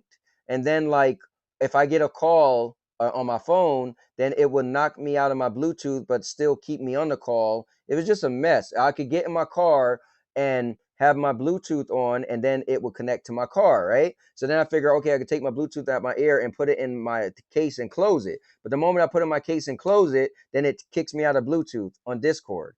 I'm like, it was a mess. So, but this other thing, I can't even make a call at all. Now, I know Ray had an issue and he got it to working, so I guess I just got to get him to walk me through it. But so far, the calendar, like for us with Stadia Bash Community Network, the calendar is cool because you can be a part of our Discord and just look at the calendar and see when everybody is on the calendar. So Vet did that, so that's cool. But yeah, you said Ray had a wee problem, or did he get his blue pills? Huh? Did Ray get his blue pills? Oh, sure. So there we go. Listen, No, I'm just winding. I'm just winding. yeah, But the Discord, I don't really have a lot of time for it. There's just too many different yeah. messaging programs because I'm on iMessage, I'm on flipping Discord, I'm on WhatsApp, I'm on Slack, I'm on Yeah. all these different ones, and it just goes ding, ding, ding, ding, ding, ding, ding, and You know that what? guilty would be another one. A lot of people don't know about Slack, but I feel like Slack's a more polished looking Discord type thing too. I feel like a lot of things is better than Discord to me. Yeah, and Slack has phone works really good on it. Yeah. I think, but it's obviously for more serious and businessy Yeah, type yeah, yeah. stuff. But it's all good fun. Let's see. Gondor said all Stadia has to do is add Rainbow Six Siege to host an online esports competition with cash prizes to establish a multiplayer community on it. Oh, you just said bingo. All right. Yep, exactly. This is the sort of stuff they should be doing. I actually had an example here a couple of days ago. Imagine if Stadia set up an account called Stadia State Shares, and they just started chucking out state shares for people to try and put like a cash prize of $10, $20 to beat this level in X amount of time. Right. What's the best you can do in this? Like, we're not talking major money or even just for, oh, you won, you get the retweet, you won this, you've sure. Right. There's so much of that sort of wee small stuff they can actually go out there and do to promote the service. And what Gandara said there is absolutely spot on. If Stadia went out and hosted a tournament, put up 20 grand's worth of prizes, which is probably about what they were paying for them streamers anyway. Put 20 grand up for a weekend. The top team. How many people would watch that? They got a couple of top Rainbow Six teams. Well, because Sony's doing that right now with like the Mortal Kombat tournaments. I keep seeing on YouTube. It's like I'm like, oh wow, the channel is actually a PlayStation channel hosting Mortal Kombat tournaments. It's kind of cool. Yeah, and the Gran Turismo ones as well. There's so much they can actually do here. Just feels like it's. I don't want to go down this rabbit hole again, but it just feels like it's just getting wasted and it's just getting up against the wall. Well, you know what? There's a lot of ideals that you and me come up with and other people, right? But we don't work for Google. So it just wonders why Google do stuff and don't do stuff. I think it sounds like marketing is their big issue for a lot of people. Again, for me, I don't really like, I love marketing. I love it. I love marketing myself, my own brand. I love coming up with things. Look, it's called the king of content now, right? Last week it wasn't, or 2 weeks ago. But for whatever reason, I'm telling you, man, the most marketing I ever seen Stadia do was good stuff. Goods, you couldn't go nowhere without knowing this good stuff event was coming up, and it got buried and trashed and dragged through the streets with the good stuff thing. And after that, the best piece of marketing they did, and the most infamous piece of marketing they did, it wasn't the good stuff. I'm going to disagree with you. It was the Game Awards. Was it last year or the year before, with that Stadia ad, with that absolute rocket who I think was on something. Do you remember that Stadia ad? I kept. Oh, that was the most. Yeah, the guy with the crazy hair and all that. Yeah, that is the most. Place too. Yeah, that was all over the place, and that got picked up by a load of different people just to take the absolute. But let's be fair. You know why that got picked up? Because it also looks retarded. So I feel like people wanted to use it against Stadia. Like, let's be fair. Like, a lot of people was like, oh yeah, so you had to, people who like Stadia, I was like, oh wow, there's a new video. And the people who wanted to use it against Stadia. So why was that so prominent? Because you have both sides utilizing it. Exactly. And I think that was their number one piece of marketing, and it was horrific. That's crazy. Guys, make sure you, if you got a question, ask. Whew. Bless me. If you guys got any questions, put the word question. We've been going for a little bit now, so I'm sure we're getting close to the end. Usually we got to rush off because we do it right before 2 hours before Cloud Gaming Extreme. And but today, I still got some places to go, but I still got a little bit of time. But anyway, I've went through all the things I wanted to discuss. I think. Is there anything else you had? I think there's one more question by Zero Games for me at the end. And Zero, I hope you're feeling better today. And I am thinking about you. Do you think there's going to be any more connects? Man, we haven't had a connect in a long time. I'll answer it while you're thinking, because I think you're sitting. I'm going to say I think there should be, and do I think there will be? I'm going to say yes, and I think we're going to get like a mini one at E3 time. Hopefully a big one, but I'm just worried. But they do need to have some sort of presence just to be there. It might not be at E3. It might be at Jeff Keighley's Summer Fest, whatever it's Summer Game Fest. But I think they need to be in the shake-up. Yeah. I don't know, man. I'm wondering if they're switching gears. And what was the other thing called? It wasn't a connect, but it was like, they kind of talked about the games. They had, Xavier Wood, the wrestler, on there and stuff like that. What was that called? Was that not the? I forget what they called that. That wasn't the good stuff. That was something else where I killed him online and everybody's seen that. I killed him in Outcasters. So that's my claim to fame now. Yeah, right. But yeah, that was actually, I'm going to say this, I think that was their best actual marketing sort of done. There would have been things I would have done different, obviously, because it's me. But I think overall that was a really good event where they got people involved. They got some high profile people there. That actually worked pretty well. Hell Monkey said that was good stuff. That wasn't good stuff, Hell Monkey. That was after good stuff. Good stuff was the 3 mini event. We're talking about the one where they had Austin Creed. Austin Creed wasn't on good stuff. And I use his wrestling name, Xavier Woods. But that was the thing after the fact. That was the thing that they were talking about. They were going to have all the different 16 different YouTubers was going to stream and all of that stuff. And then they had people playing games at the same time. Remember, good stuff was 5 minutes each. So they definitely wasn't playing games on good stuff with people. Yeah, I forgot what they call it, but it wasn't good stuff. And it wasn't a connect. But that was pretty cool. I will say that. Me, it's weird though. I liked good stuff. A bite-sized play the little video, talk for real quick, give me what I want, end it. I actually like good stuff. Do what they should be doing. Here's another one of my bad suggestions.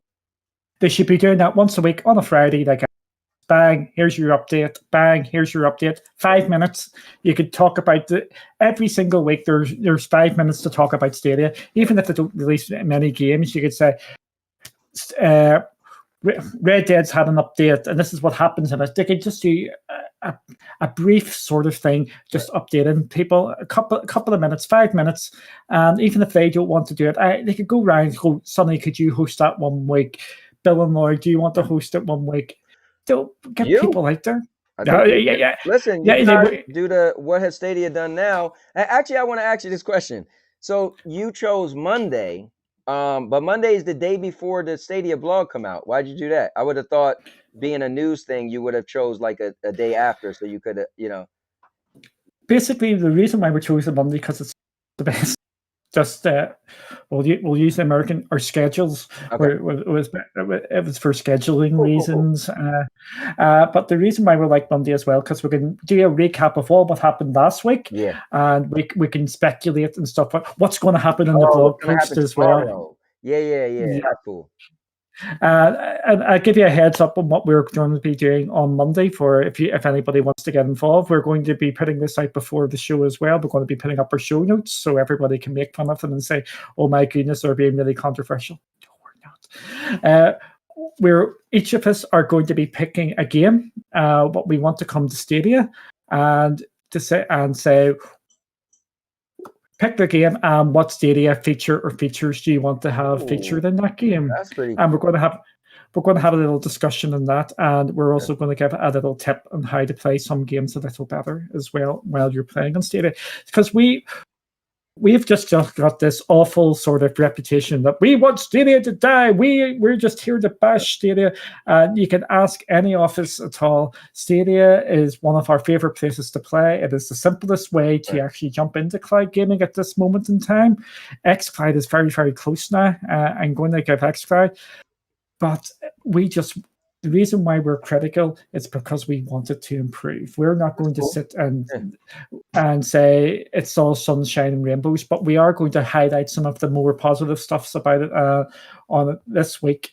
And we are also going to talk about a game we want to. Each of us are going to give us a quick game we want to come to Stadia and which feature. That's a brilliant idea. So I've always asked people what game would they want to come that the Stadia community will want, or gaming community want, but I always ask what game would you personally want, because a lot of people say Call of Duty and Fortnite and all the stuff that I could care less about, right? But that's a great shout to actually want a game to come, but then what feature would you add? That's awesome. Let me ask you this. Here's a funny question. I can give you a game which I'm not using because everybody Slay the Spire, playing Slay the Spire with crowd choice and state share, you're rocking, and it will be Slay the Spire. It's a card game. It is where, and there's a load of big YouTubers play that, and you can put state share in, and you can put crowd choice. They have to choose which card to pick or new card and things like that. Now, you know what my favorite feature is? I personally like crowd play. Like, I know crowd play is, so I'm a YouTuber, right? And I just feel like I love interaction. And I just think, like, I literally bought Baldur's Gate just because it had crowd play, and I don't play it that much. But how cool is it? A crowd choice. How cool is it to play something and people choose what you play? I think that's the ultimate interaction. But here's my question for you. Do you think either A, you said you guys sometimes get a bad name. So A, is Cloudy working with the SBCN going to give the SBCN a bad name, or is Cloudy working with the SBCN going to give Cloudy a better name? I think it's going to be a mutual benefit for both of us, to be absolutely fair. Yeah. I think we are going to be highlighting Stadia's positivity, and I'm hoping people will actually give us a chance to actually watch our content instead of just in the negative, because you just made us lose like $2,000, Duncan. So we're already on the negative right now. We had a major backer that backed out, so we're not mentioning that again. And but I'm just hoping that with us being there, we can actually help everybody else there as well, because we love Stadia. We want Stadia to succeed. We want everything under the sun we want every single game going to be on Stadia. But we're just not going to sit and how can I say this? We don't act in front of the camera. We do not play up to the camera. We do not pander to our audience and saying Stadia is wonderful. There's nothing wrong with Stadia. Right. Stadia is fine. We just say it like what we're doing here. We're just saying it as how we see it. I will be frank with you. When we're looking at our show for Mondays, just like the conversation I've had with you, we are trying to keep it a bit more on the positive side of Stadia, but we are going to still bring some of the other stuff in as well, if and when that is needed. So we are going to be highlighting things which you can do in Stadia, like this game feature. One of our wee tips we're going to give out during the show. So this is what we're doing for it. And again, I can tell you now with a clear conscience, me and Barry were recording something just before the show came out. It was like an hour before, and I just said to him, I just hope there's no more news comes out here because we've got this show lined up. And then literally 5 minutes later, the John Justice stuff broke, and it was like, we have to talk about it. We can't sweep. I agree. Yeah. No, I just want to say, number one, I appreciate it. You're adding content for the SBCN. We're primarily small streamers, so you guys are a bigger company, a bigger channel. So we appreciate it. You could have said whatever, we don't want to do anything for them. So I do hope it benefits both of us, and I want to commend you for being you. I don't like when people have to change who they are, right? So I had personally, I had my own questions. I wanted to ask you about your feelings on Stadia. You was cool enough to say, "Cool, let's." I personally like to. I think everything is content for me. Hey, let's just make a show out of it, right? And you said, "Cool, let's do it." So we did it. I have nothing to say. I got to pick your brain and understand why you say what you say, and that's fine for me. I'm big on character. So I'm glad that you're you. Now, obviously, I don't. The Stadia Bash Community Network is our only Stadia channel, right? So obviously, I don't want a show where you're like, Stadia sucks, but I don't want you to be like, Stadia is amazing. There's nothing wrong. That's not cool for me. So if you're doing like a news thing, you're just what have Stadia done now, right? So John Justice leaving is current. So and I'm glad that you talk. I would personally be upset. I would have probably hit you up like, yo, bro, how'd you not mention that? And you could have been like, and I'd have been like, that's, for me, that's not cool. Don't, so I'm glad you're being you and you're at least, and you didn't go overboard for me. So I appreciate it. I just want to say that, Yeah. Again, like I was, like I said, we are trying to put it in the bringing in these different sort of features, we'll say, just to keep it all sort of on the positive side. But this, we've said our piece in John Justice, so that will be talked about. So we'll be talking about the pro game, Jedi Fallen Order this week. And then we're going to be talking about Resident Evil coming. Then we've got our games we're going to be talking about. Then we're going to have our wee feature as well. And that's assuming nothing drops on Monday. And I do not want any controversial stuff dropping on Monday. Because Gandhar said Stadia should have set up something like Stadia Bash Community Network long ago so that the community would not need to feel the need to create something like Stadia Bash Community Network first place. I mean, that maybe they should have did something like that. Sometimes I feel like you get a bunch of people that create things like, all right, but are they like, for instance, are the people who are behind Stadia gamers? That's the question. Like when Michael Bay made Transformers and you found out that he wasn't a big Transformers fan, when you seen the stuff he did wrong in the movie, you knew like, and he asked yourself, like, who was working with him that's a fan? Who didn't say, no, don't call the tank Devastator? That's terrible, right? So I wonder who's, the people behind Stadia, how much of gamers are they, That is my feeling, and I've had that feeling for about since Stadia has launched. I think at this moment in time, it is ran by the techs rather than the gamers. I'm just going to do a contrast between the games coming to Stadia and the games coming to Luna. Have you been paying attention to the games coming to Luna? No, I feel like I haven't heard anything about Luna in a while. Okay. And to be fair, I've been watching the Cloud Extreme thing you guys do, and it's kind of like I don't really hear nothing going on with Luna. So this week they've dropped 100. What's it? It's 100. That game was on Wii U, the Wonderful 101 remastered on the games which are dropping onto Luna at this moment in time. It feels like there's a gamer in charge, or they're picking out like hidden gems or cult sort of games. There seems to be a bit of thought. While Stadia just seems to be a bit haphazard. We're just going to bring this in. I think there is some gamers at Stadia, but I think they're more tech heavy at this moment in time, and they need some more gamers on board. And we're going to go back. They need someone out there with a voice who you sort of understand as a gamer, and they understand gamers, because I think all the other platforms seem to have one. Listen, it seems like it. Well, you got to think PlayStation and Xbox are so big that so all right, here's the contrast. Stadia needs to have games on Stadia, right?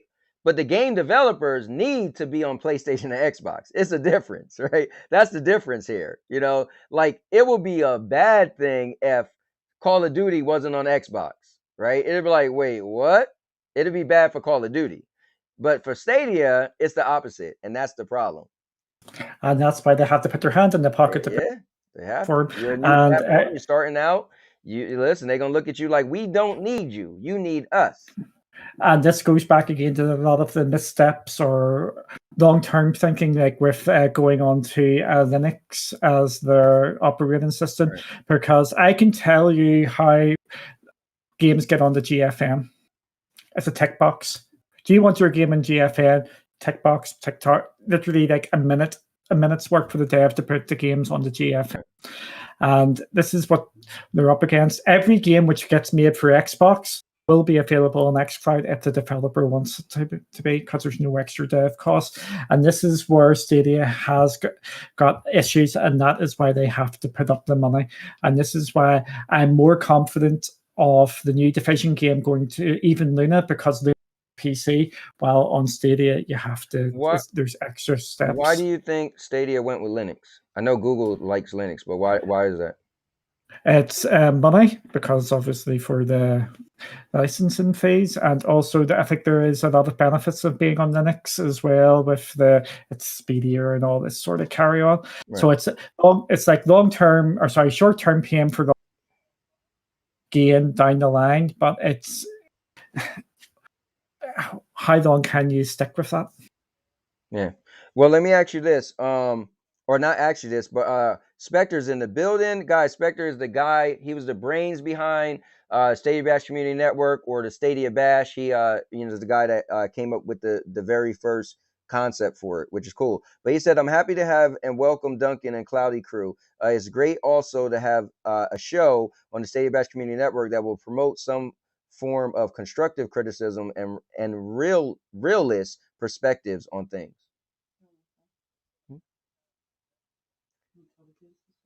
I think you're getting summoned there, are you? Yeah, my wife, she's like, you're almost done? I'm like, here's a question. Gondor said, Duncan, if Stadia offered you a job to help market it, would you accept the offer? Okay.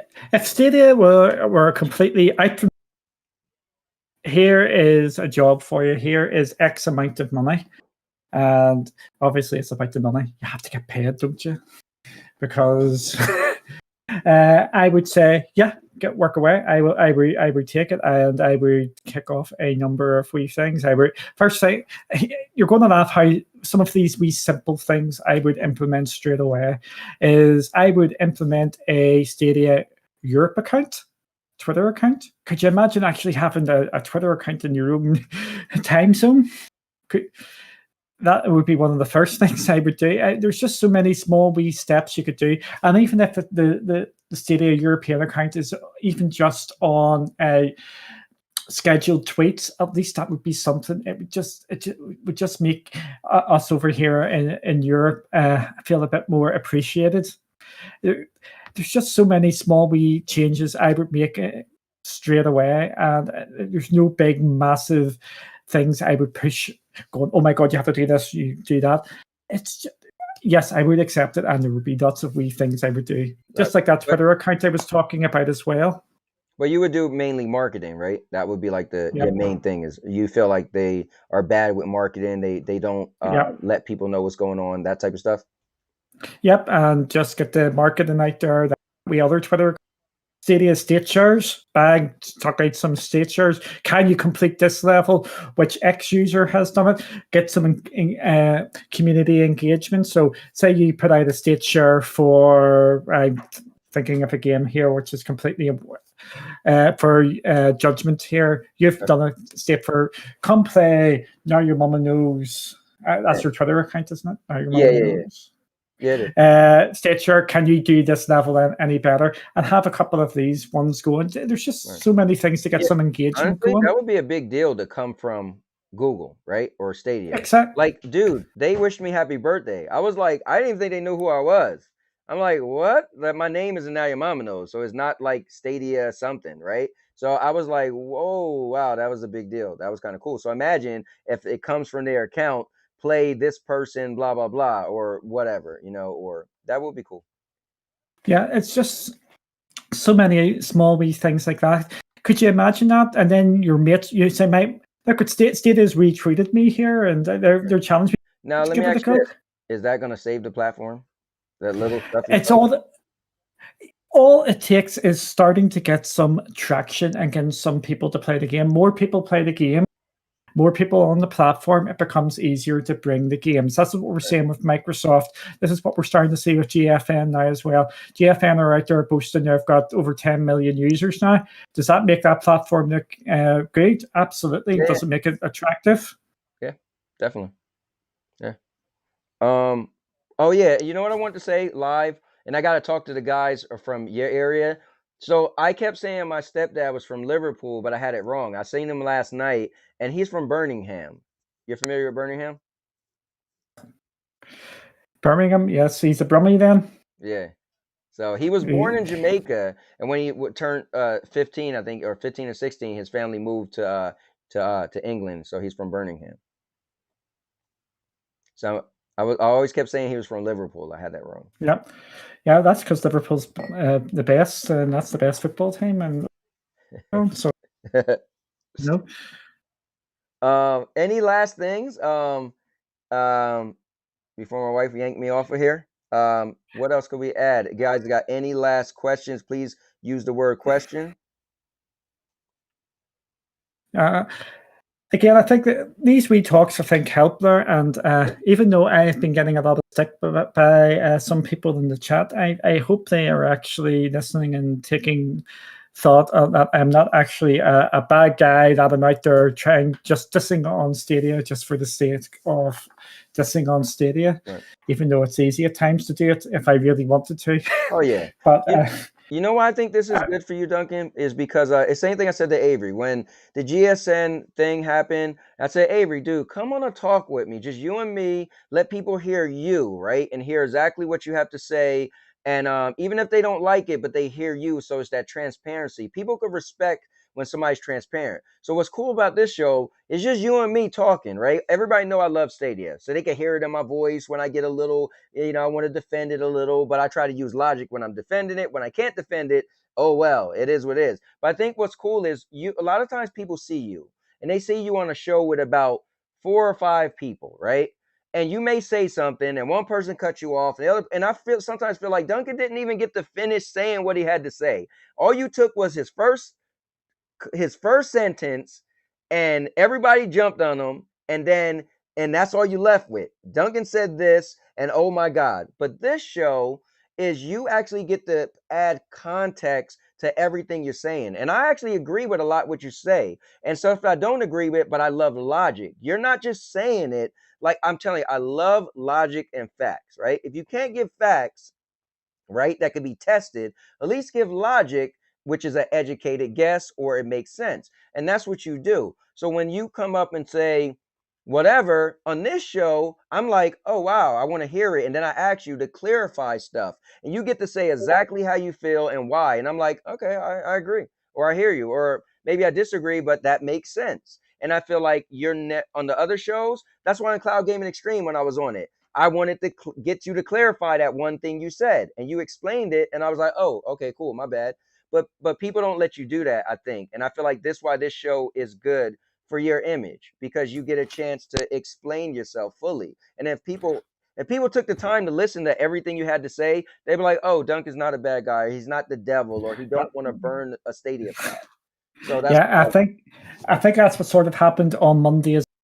There was just certain parts were just taken completely out from the context of what the whole discussion was, and people missed the beginning bits where we were talking about the John Justice thing, and then the other thing in the middle where it sort of naturally went to with the people in the chat, and again, other people have asked that question. I think there is a lot of just taking things out from context and not getting the full picture.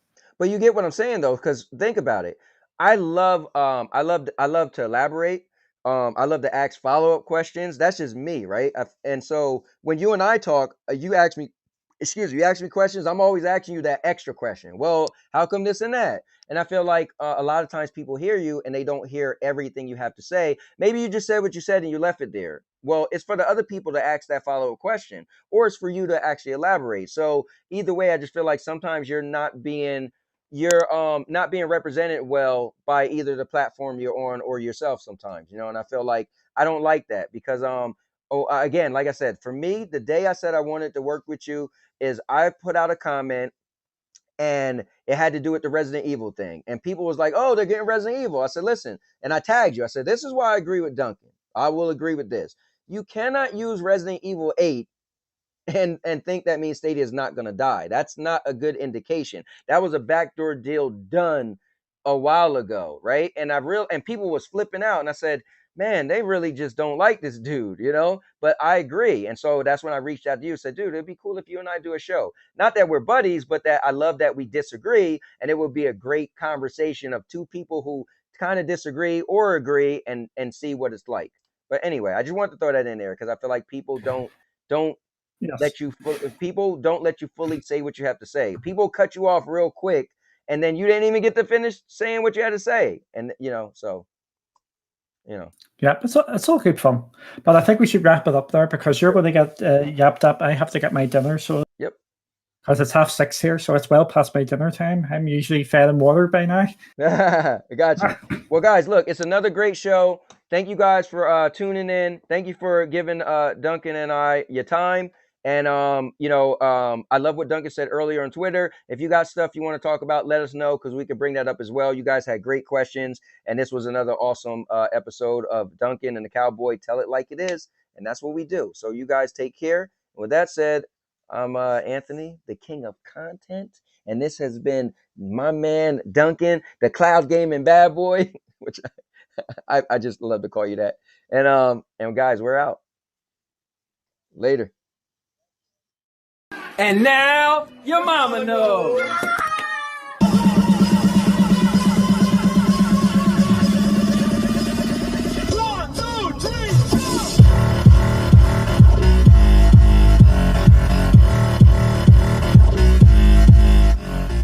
Make sure you subscribe. Make sure you subscribe. All right, subscribe. Come on, man. Make sure you subscribe to the channel. The most important thing about the channel is it's. All right, that's not good. The most important thing about the channel is it's a everything channel. So make sure you check out all of the playlists. I have product review videos, vlogging, movie reviews. I'm just gonna look up and say how-to videos, and then real quick, how-to. Oh, maybe I'm forgetting how I shoot. All right, ready? How-to videos. What is the devil? How-to videos and gaming videos. I make videos called Trash Talk 101 where, well, you guessed it, I talk trash or rebuttal back to someone who talked trash to me. Like I made a video responding to the Nerf Report and Angry Joe. Remember, I'm going to say shows and podcasts. All right, you got it? Mm-hmm. Shows and podcasts. Wait, no, you're not supposed to say it. You're showing the pillow.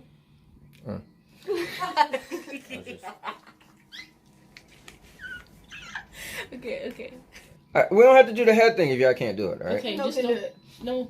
Yeah. And then put a little There you go. Whip that name. Shows and podcasts. And more! And also, guys, make sure you subscribe to the channel so you can be added into the new subscribers thank you videos where I make a skit and I post everybody name up on the screen who subscribed to the channel in an individual month. You gotta see videos like the March subscribers video where I was dancing. The July video, I have my cute granddaughter saying thank you. Or even the video where I smashed my 84-inch TV as I said thank you to everyone who subscribed. Make sure you go to my playlist because the playlist is where you can see all the different videos I have. I have over 1,000 videos, over 50-something playlists, and every single video on my channel is assigned to a playlist. I want to thank everyone who ever came to the channel and watched a single second of any video. I just want to say thank you from the bottom of my heart. Please like, comment, and subscribe for more content. And with that said, and now your mama knows. And now your mama knows.